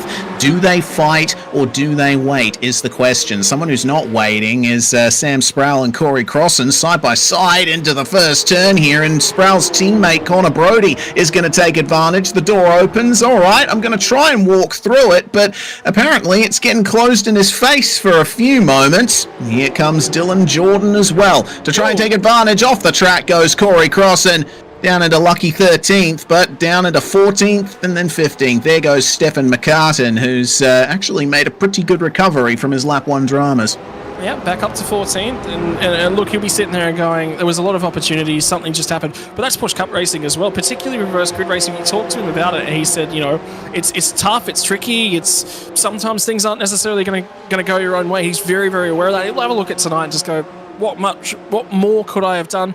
Well, he banked a whole bunch of points from race 1. That's the big key. You know, made sure that there was a lot of points on the table, that even when something does happen in race number 2, you just go, okay, I got some points on the table. That's the big key. It's going to be really interesting. Obviously, Hugo Allen's going to take the round at this point in time and looks incredibly strong, or it's going to be Antal as well. But I think that points margin in around sort of 3rd to about 8th, 10th is going to be incredibly tight, because some of those guys have had really strong race 1s, weak race 2s, and the shoe's on the other foot for the feature race as well. Yeah, indeed. Corey Lazarus has gotten up into 3rd, by the way, if you haven't noticed. Obviously making the move on Ewan Baker earlier in the lap, and he seems to be keeping pace with the top 2 a bit better than Baker and Cleland were able to. So if Sabo and Allen continue to fight like they are, if there's a few other attempts at moves and they just keep losing those little bits of time, can't build up a gap, then Lazarus could certainly be in contention for a race win here tonight. We'll have to see as time goes on. 12 laps remaining in the race, so we've got the entire distance of race 1 left to run. It's interesting to think, isn't it, that, you know, we've just sort of started the duration of race number 1. By the way, 20 minutes already ticked off in terms of race duration of this one as well. So by the time we get to the tail end of things, we're going to be racing for over an hour's worth of duration as well. Add in qualifying, all of a sudden that fatigue does start to come in. The benefit of the Porsche Cup, though, is the car keeps you very, very focused. You can't afford to really drop concentration too much, but it talks to you quite well. It does feel quite connected to the road, and you certainly get a really good feeling for that. It does talk to you quite well. A lot of feeling in the steering wheel. It tells you how the rear tires are sort of feeling as well. So a lot of opportunity for these guys, and you know, you're not gonna fall asleep behind the wheel. You know, something that's a lot easier to drive, say an MX-5, a Toyota 86, that are a lot more comfortable to drive. These things will bite you, and you're very, very aware of them at all times. Yeah, Rob Henry's going to be aware of it, almost getting a tap from the rear there as Daniel Patterson draws alongside. We'll see what he can do from here. Oh, I've just seen a big problem for Dylan Jordan and Nico Cordier. They've gone off the circuit somewhere as Henry defends the position. There's Jordan getting back up to speed right in time for that battle we were just looking at to arrive on the scene. I think there might have been a coming together at that braking zone, and well, Dylan Jordan's already had plenty of dramas here today. He'll have to work his way back up from there. Once again, instant replay thanks to our friends at MRP. We will see how this worked out. So it looks like Cordier there trying his best to stay in position, but Jordan, oh, that was sort of half him sliding, half Cordier making contact. Well, it was all kicked off because Dylan Jordan sort of missed the apex down at turn 5, so he was actually in deep, and you just saw that Cordier made the apex, did everything sort of right, and then on the other side, you're right, Jordan sort of activated the rear end just a little bit too much, didn't quite have the ability to get back to the power, and Cordier, by the time he sort of had that slide, Cordier was basically on top of him anyway, didn't have the opportunity to really react. Tricky one to rule on, though, is because you say, you know, always you got to sort of keep control of your car, but at the same time, front to rear contact is deemed as, you know, generally the trailing car's fault, but at the same time, you know, he doesn't end up in that position if Dylan Jordan makes the apex, but you just got to read those situations better as well. Yeah, it's sometimes situations are difficult to read when, you know, you're concentrating on controlling your car and you're racing at high speeds. You're at the limit of grip through just about every corner around here. But reaction times are a big part of being a race driver, whether it's real or virtual. We'll look back a bit further here. The battle for the lead's still going on. Sabo getting into it over Hugo Allen a couple of laps ago, but I think that'll change in short order. Taylor Mitchell currently holding on to that 13th or that 12th place, sorry, as there's changes for position ahead between Jordan and Cleland. It looks like Hamish is starting to fall down the order after falling out of the top 3. Yeah, falling out of the top 5 now, as well as he's fallen down to 7th spot. But he's done well. Look, I mean, 12th place from race number 1. He's going to be a lot deeper inside the top 10. And the big factor right now is where he sits on the road. He's actually got a fair bit of protection in behind him. There's not many cars that are actually making bulk loads of time behind him. So this is about where he's going to end up, somewhere between about 7th, 8th, 9th, somewhere sort of in that margin. He's got Russell Pepperell just in behind him at the moment. So, hey, look, I mean, when you start race number 2 on the front row, you sit there and you just go, yeah, cool, that's about where I wanted it to go. The other opportunity that always could have happened was he could have just been punted off to number 1, and that hasn't happened. So he's led laps today. He'll be happy with that one. He's the key for me from Cleland is he's known when to not fight the battle. There is definitely battles that he can fight and drivers he can follow, drivers he can try and hang on to a position with, but he's been smart in race number 2, and where he had that huge south with Mitchell in race number 1, he's been a lot more circumspect in race number 2, and it's going to net him points as a result. Yeah, getting points and consistency is key in any racing series. And remember, there's only going to be 4 rounds of these finals over the next month or so. So there aren't that many opportunities to get those points. Once you've gotten into a position, try your best to hold on to it and just drive as safely as you can without compromising your pace too much. Speaking of compromise, how about Luke Bradley there, running right off the circuit at the final corner and going to lose those positions to Cordier, Henry and Patterson. Bradley is now back down into the position he started this race in. Yeah, unfortunate for him, but hey, look, he's only got himself to blame, running wide at the final corner. We've seen that a fair bit tonight as well. Track temps stabilised at that 32. We haven't seen anything sort of continuing to climb, but we're starting to get, we went 12 laps in race number 1, but we're beyond that now, and the lap times in race number 1 did sort of start to fall away a touch in those final couple of laps. So it's worthwhile noting is that the tyres are certainly going away. The fuel burned off in race number 1, and that's what sort of covered it off. But we're going to go a lot further in race number 2. Worthwhile keeping in the back of your mind is, yeah, look, the tyres are going to be in significant worse condition, but at the same time, fuel's potentially going to make these cars a lot lighter, a lot more dancy. But still going to have to go that duration to see. Yeah, we will. Dan Turner stands a chance of getting further into the top 20 here as Bradley was struggling to find his way back past Patterson there. Now right on the back and within slipstream range. There's racing no matter where you look throughout the field. Someone has somebody to race with. Apart from maybe Ewan Baker, who's all alone in 4th place right now with barely any pressure from behind. Flick back up further to James Jordan here, trying to catch Xavier Simmons. It's been a good round from Simmons, remember. He had a great finish in race 1. He's one of the drivers that I've noted has been one of the most consistent tonight. 5th place in race 1, currently holding on to 5th in race 2. It's going to be a good night for him if he keeps this up.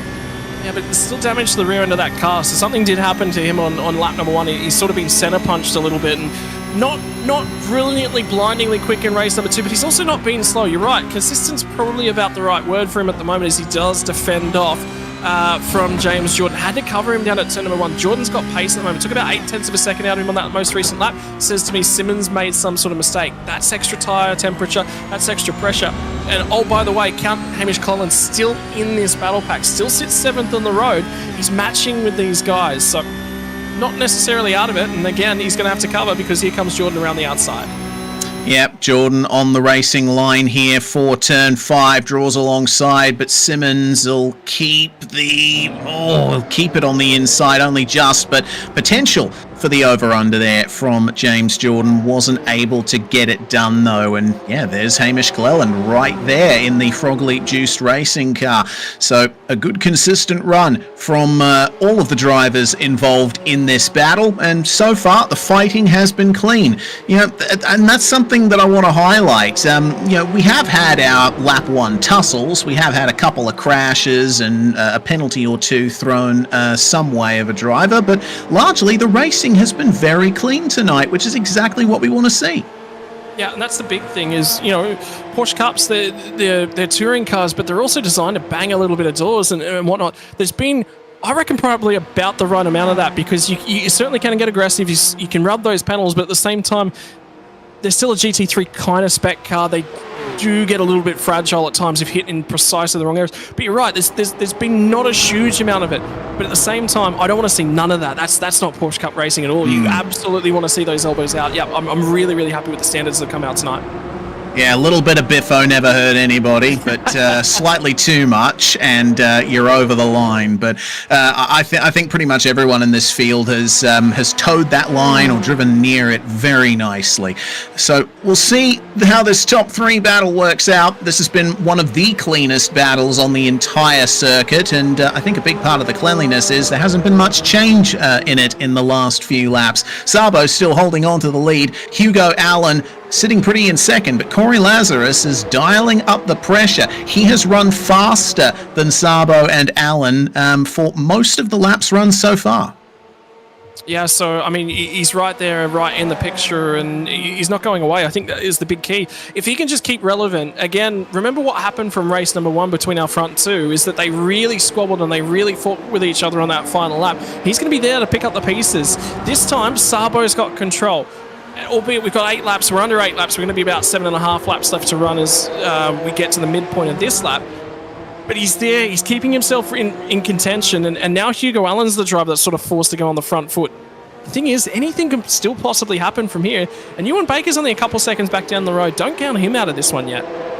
Yeah, he has lost out and is a fair way behind at the moment, but any kind of change in this battle, any tiny bit of contact will bring him right back into it. This race is far from over. We still have 7 laps to go once these drivers cross the start-finish line next. And it's been a good defense from Szabo, but he's gone a bit wide through the kink just there. That's going to give a big opportunity for Hugo Allen to find his way through at Canada Corner. And they'll just try and eke ahead, but Szabo will protect the inside. They will cost themselves a few tenths maybe to Corey Lazarus, who has the luxury of taking the racing line all the way through the corner. They continue side by side through Bill Mitchell, and oh no! Allen gets forced off the track and a big slide from Szabo. Lazarus gets into the lead! Well, this changes things, doesn't it? This really changes the script. And now have a look at Hugo Allen sliding the rear end of the car as they come around the final corner. He is very much at risk of potentially losing the draft when they get down here to turn number 1. I think he's actually going to have to rely on Antal having a go at Corey Lazarus and trying to go for that race lead. Yeah. If he doesn't, he's very close to losing these front 2. Oh, very close indeed. This is going to be difficult for Hugo Allen unless something massive changes. And it's given half a chance to Ewan Baker as well, who will have noticed, oh, that delta has decreased quite a bit. Something's gone on up ahead. Well, looks like Szabo's getting a great exit from turn 3, and he's going to try and pass Lazarus back for the race lead here. He is classed as being ahead, and the momentum is continuing down the back straight here towards turn 5. Yep. Look for those braking markers on the right. He gets it done. Yeah, and Hugo Allen looks at that and says, thanks, boys. I was nearly out of that one. Thank you very much. I'm back once again. I wonder how aggressive Corey Lazarus is going to be, because he's played second fiddle to these guys thus far. This is his first opportunity. So all of a sudden, maybe he's the driver that gets a little bit aggressive.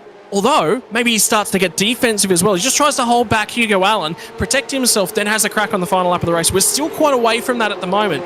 Just keep remembering in the back of your mind, Hugo Allen, big slide on that most recent lap. He has got to focus his next 2 laps on ensuring those rears come back down. Szabo has been very aggressive on those rear tyres, and Lazarus has just drifted up to these guys really nice and casually. I don't think he's put a lot of temperature into these tyres. I think Lazarus is potentially the guy to watch coming to the final couple.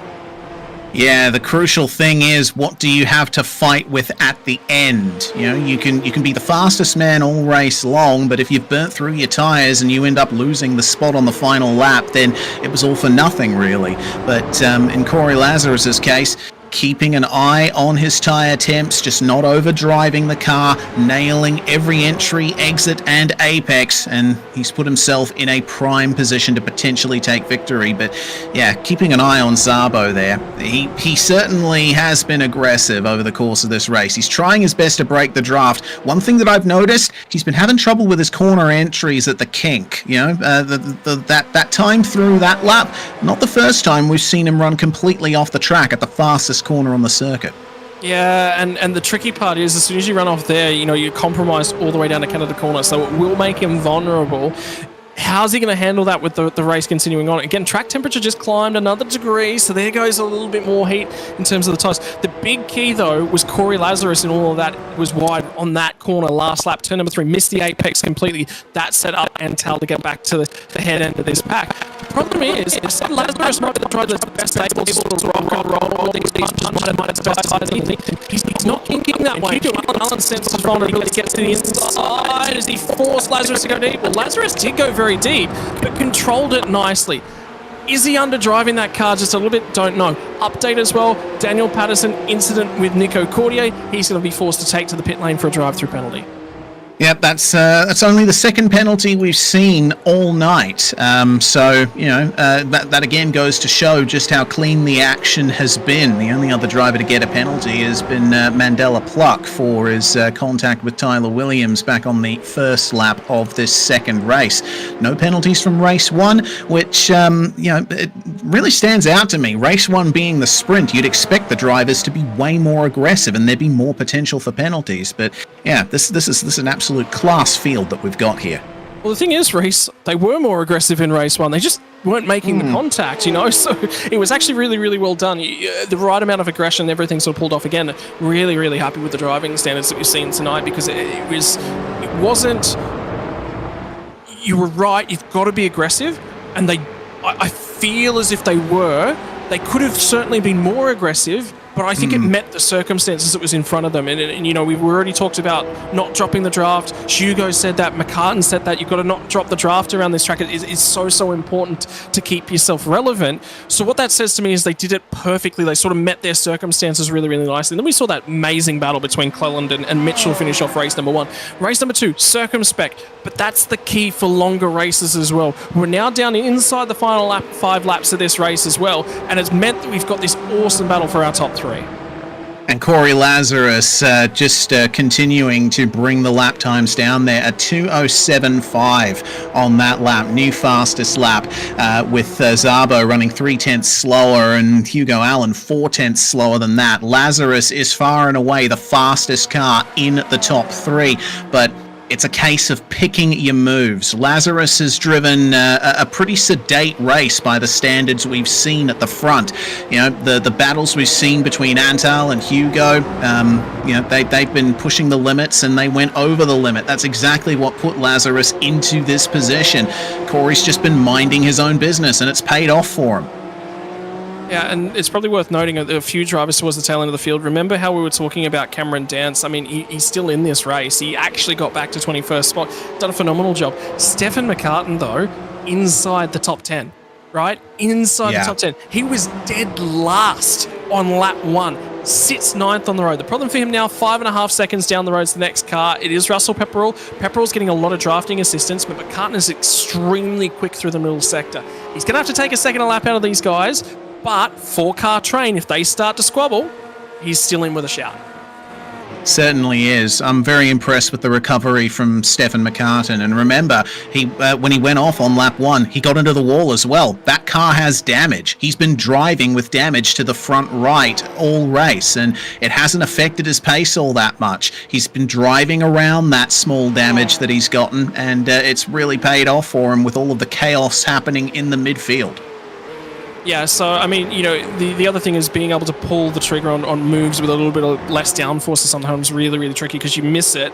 And where you'd normally be aggressive on the brakes, well, you've sort of got to pull that back a couple meters as well and say, well, I haven't got the downforce to quite get to my aggressive braking marker as well. So to be able to pull those moves off throughout the field, really smart driving, really heads up driving. But again, like we said, Blackout OPR just won 24-hour racing championship. That's the kind of skills that really lend itself well to that kind of racing package. Porsche Cup, a little bit different, but again, this is probably more up Stefan McCartan's real kind of forte. Is this car, this package? He really loves racing the 992.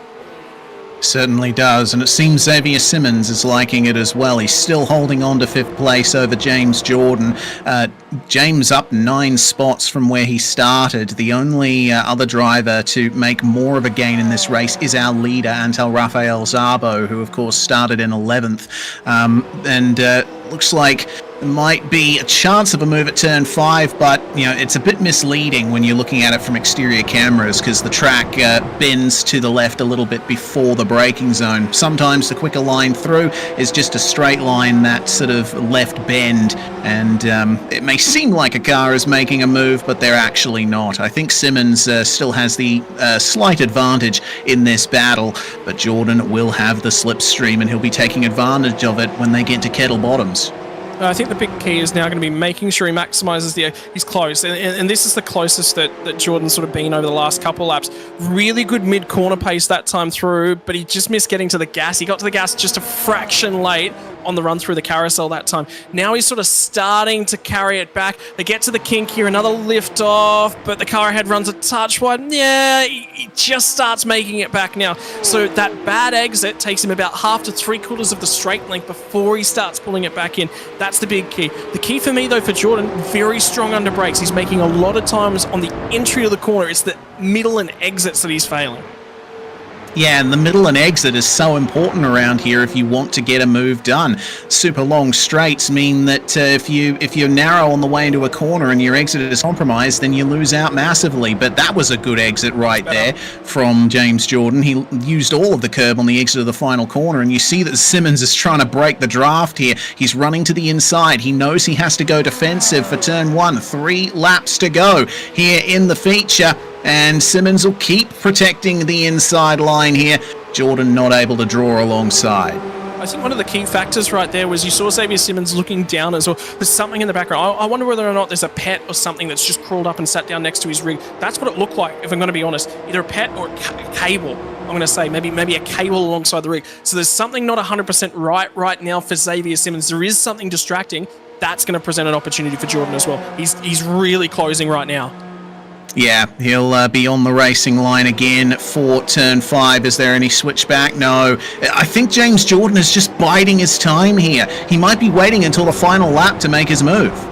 Well, they've shaken Cleland now. Cleland's just out of the toe in behind them, so that was an important marker for both of those guys. That's also important for Pepperell, because if Pepperell now doesn't have Hamish Cleland ahead of him with a little bit of a toe, that makes Cleland a little bit more vulnerable, and that gives him an opportunity. If Pepperell can get by, he can get by on this lap, it's enough time to potentially get onto the back end of these guys as well. So I think Jordan's stronger. I'm going to be honest, I really do think he's got the pace. The problem being he's just not got the pace in the right spots, and it's tricky to get the move done.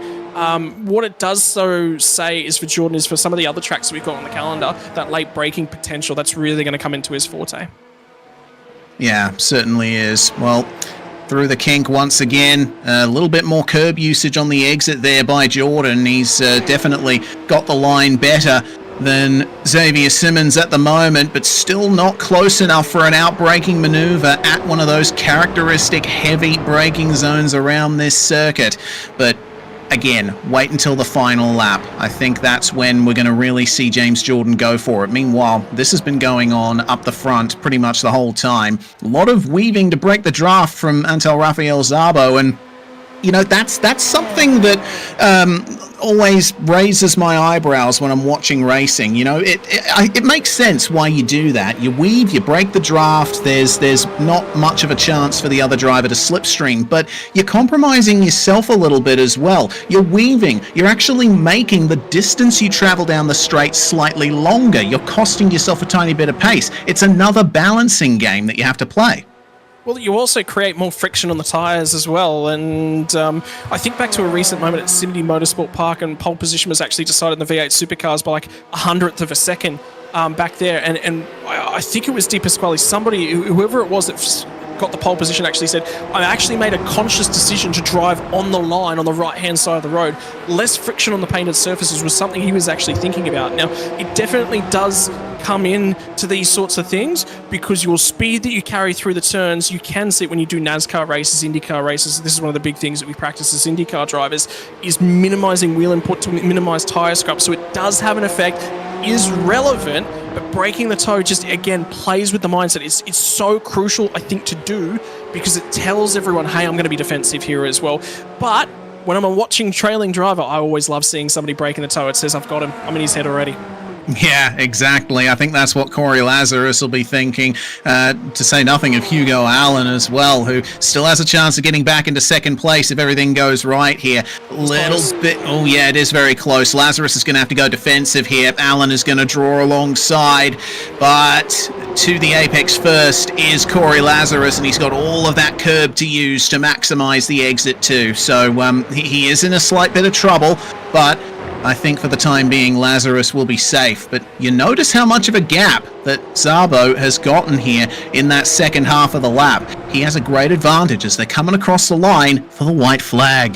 One more lap left to run, and I was just thinking, you read my mind there, Reese, was that battle between Lazarus and Allen, that's really allowed Antal to run away at the front end of things. He's actually half a second up the road. Hugo Allen pulls to within a car length of the rear bumper, just gets alongside when they get to the braking zone at turn number 1, backs out of the move, forces Lazarus to go on deep. Lazarus now making no time. He's going to have to do a lot down here at turn number 3. The exit's going to have to be supreme. If Allen wants to win this race, I think his chance might have gone, but how's the exit now for Corey Lazarus? It's reasonable. It's okay. He's making a little bit of time, but Antal has just got car lengths on car lengths, and he's going to be a tough one to overcome. Hugo Allen might be the driver that's looking to take the position. I tell you what, Antal's going to win the round if he wins this one, and they just finish as they are.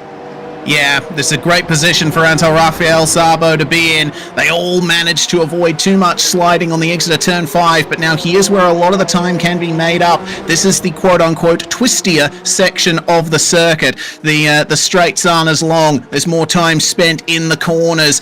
Maximum curb usage from Hugo Allen there. Not quite enough to get the momentum into the braking zone, but now here's the carousel. How hard do you push here? How much do you put the left tires through in this right-hand corner? Lazarus taking that diamond line. Allen's following him. Szabo also taking a sort of more middle-of-the-road kind of line there. Now it's time for the kink. This is one of the places with the least margin for error around this track, but they all nail it. Just a few corners to go. Will there be any moves at Canada Corner? Well, it's the run down here. Hugo Allen gets a huge double draft, but that might be the final overtaking opportunity on the lap. It's going to take a miracle for either of these guys to rob it from Antal Rafael Szabo. He pulled the move in the middle section of the race, and he just sat quietly in the lead. A mistake from Hugo Allen relegated him back to third spot. He needed to go for the move, probably with about 3 laps left to run, but he was very, very patient, didn't want to do it. To the final corner, the run up the hill, the run to the line, and your round 1 feature winner is going to be Antal Rafael Szabo. He's going to take the round as well. First and second on the night. Corey Lazarus gets back from a disappointing race number 1 to finish in second spot in race number 2. And Hugo Allen wins the heat, but he cannot take the feature. Will finish to round out the podium in third spot. Ewan Baker home in fourth. And how about that final couple of laps? Not the gangbuster that we saw from the heat, but I tell you what, the racing right the way through, Reese, was just brilliant from the top to the tail. Yeah, it was a thinking man's race, that one. Really liked it. The action, it came thick and fast, but very steady as well. And how about Xavier Simmons putting on a mammoth defensive drive there versus James Jordan and Hamish Cleland to get 2 5th spots out of this night of racing. That's some solid points that he'll be able to carry forward to the remaining 3 rounds. Yeah, think about Stefan McCartan as well. 3rd place in the heat, 9th place in the feature. So he could drop in terms of the point standings as well and the round as it stands. But Antal Rafael Szabo confirmation will take the round victory from Hugo Allen. Lazarus is going to come home in 3rd, and then it's sort of going to get a little bit jumbled up because the order's just been so shaken up. James Jordan, how about that drive though? 15th to 6th from the feature. He'll be very, very disappointed with race number 1. There will be a lot of question marks put in his favour of saying that could have been a phenomenal race. That could have been a phenomenal round. There could have been so many more points put on the board here tonight. But hey, gets deep inside the top 10. But up front, it's just brilliant racing, Reese, I think was the big key. Yeah, certainly was. There's your top 10 then. Szabo from Lazarus, only 2/10 in it at the end. The top 3 covered by less than half a second, way less than half a second. Ewan Baker, quite a distance behind, back to 4th, but then Simmons, Jordan and Cleland all finishing within a second or so of each other. Pepperell getting into 8th spot. Obviously, would have been hoping for a little bit better considering he started 6th, but it was still a solid race from him, and the brilliant recovery from McCartan to finish in 9th spot. Sam Sproul, meanwhile, rounding out the top 10. There were some dramas there in race 2 that he couldn't quite recover from, but still, getting 2 top 10s from the night is worth celebrating.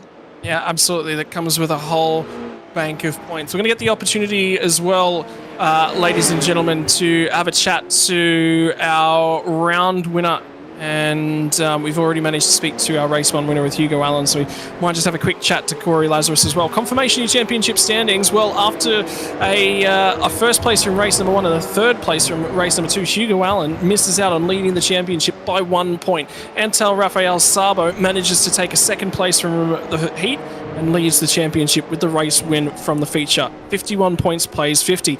Corey Lazarus will be a little bit disappointed in terms of his race number 1 results, because 4th place means that he sits 2 points further back off of those top 2. He'll be looking to mount a comeback in round number 2. Xavier Simmons has managed to slot his way down into 4th in terms of the point standings, and the recovery drive from Stefan McCartan means he sits 5th on the road. Ewan Baker's 4th place finish from the feature will mean that he manages to hang on to 6th place in the championship. From Pepperell, Sproul, both single point margins on both of those. Hamish Collin down in 9th, and Dylan Jordan rounds out your top 10.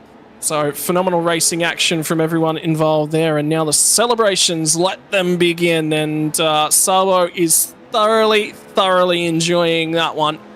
It was clean in terms of both races. Had a couple of opportunities to nick the race victory in race number 1. Not quite able to do it on the last lap, but that one will still be remembered for a while, Reese.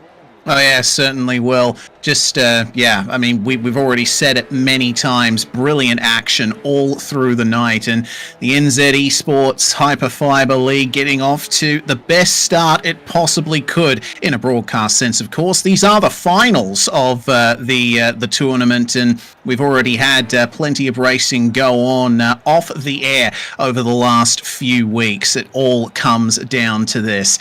Man, what a drive it was from the number 92. Yeah, indeed it was from Antal Rafael Sabo.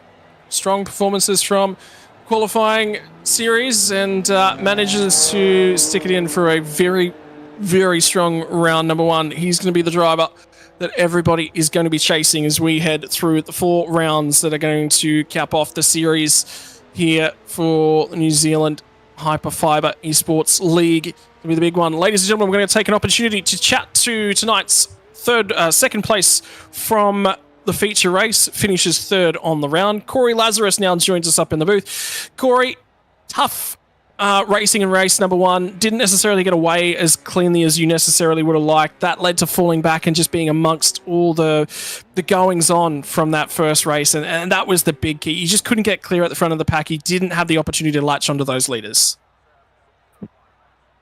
Guys, good evening, guys. Yeah, it was a bit of a pity actually at the start. We just sort of burnt the tyres up with those little incidents, and I was probably just a bit nervous and trying to push a little bit too hard too early, and the tyres were pretty well cooked for the rest of that one. It was a matter of more hanging on than trying to progress any way forward. I couldn't even catch up to my teammate Steph. It was a battle. Mate, in terms of things, though, feature race, you managed to cut your way through the field very early on. Reasonably good start. There was a number of drivers with issues up ahead.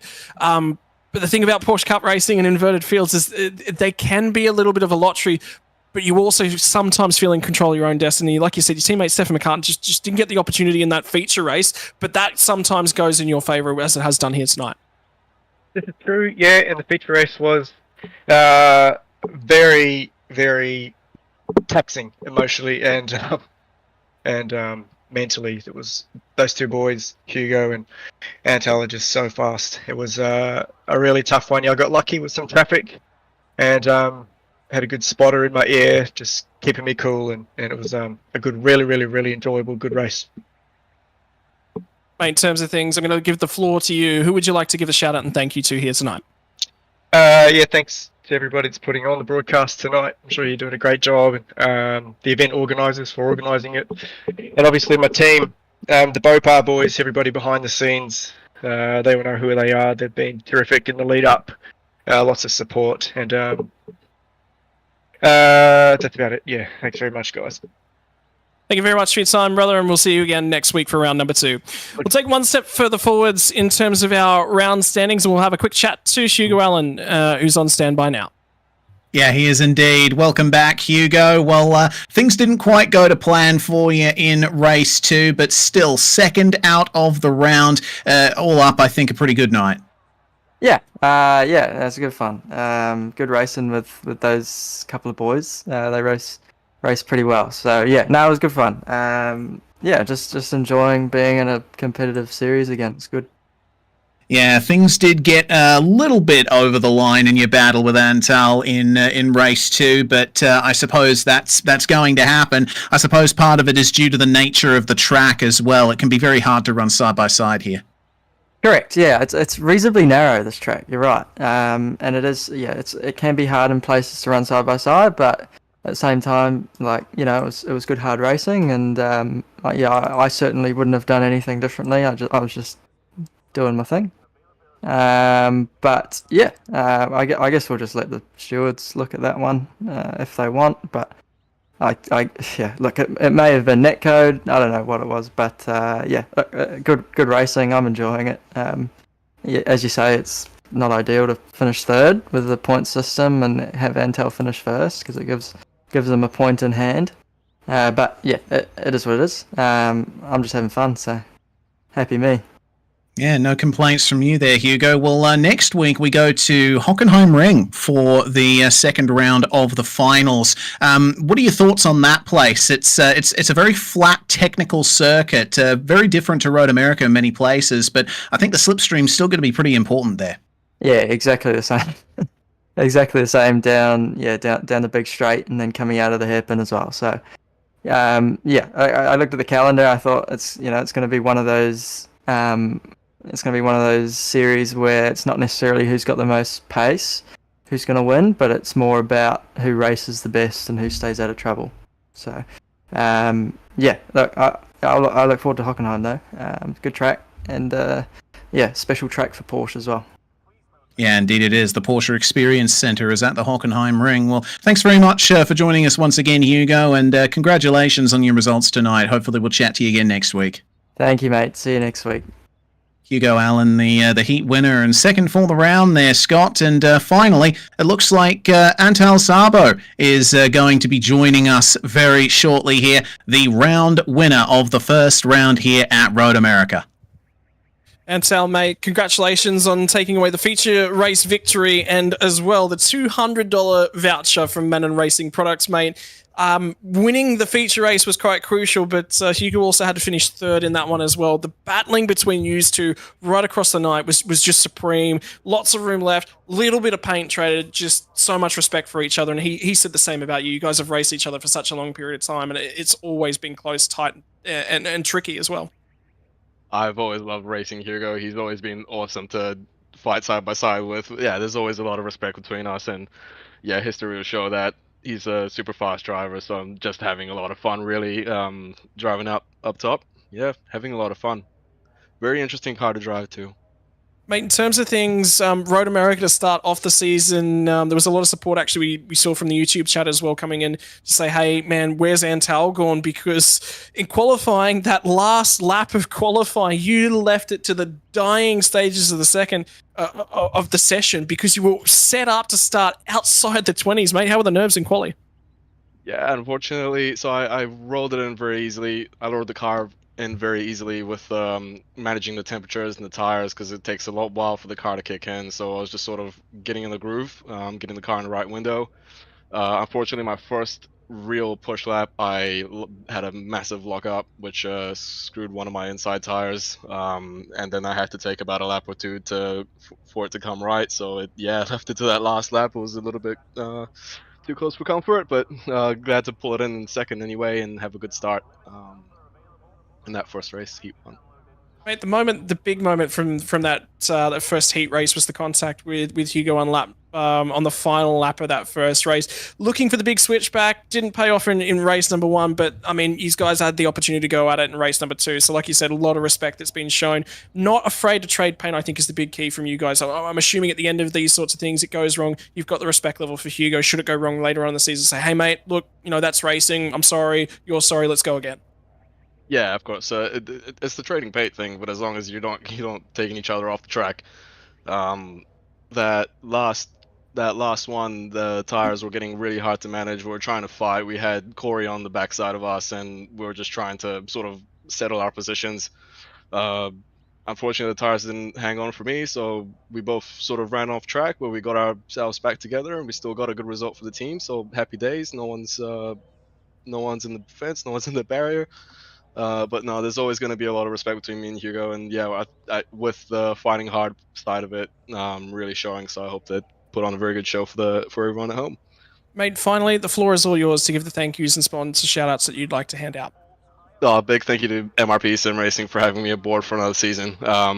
Real pleasure to drive for them, and being a Hugo's teammate as well for the season. And big thanks to Ike Security as well. Shout out to them. Mate, thank you very much for your time, and Sal, congratulations on winning round number 1. You have a 1-point lead in the championship. Looking forward to round 2. Cheers. Thank you very much, guys. That is going to bring us to the conclusion of round number 1 of the New Zealand Hyperfibre Esports League. Racing action Porsche Cup cars from Road America was tough and intense. Reese kicked it off, though. We're off to Hockenheimring for round number 2. Similar kind of layout. Tough, tricky section in the back half of the lap. Got to bounce it over the curbs in sector number 1. Reese, this is going to challenge the drivers as well. Oh, it certainly is. The Hockenheim Ring's been through many changes over the years, but for my money, the modern version of the track is great for racing. And I think another, just like Road America, it's another circuit that's going to be very important on the brakes. I'm waiting to see what kind of chaos erupts on the first lap when everyone slows down for that super tight hairpin at turn 4. Well, ladies and gentlemen, you'll have to join us next week as we go racing for the New Zealand Hyper Esports League, who is going to be the first ever iRacing Porsche Cup champion for the New Zealand Esports Federation. You'll have to join us across the journey. 4 races, 4 rounds, concluding with a race at the Nürburgring on the 10th of October. I've been Scott Rankin, joined by Reese Gardner. Ladies and gentlemen, thank you very much for joining us tonight. We'll see you again next week.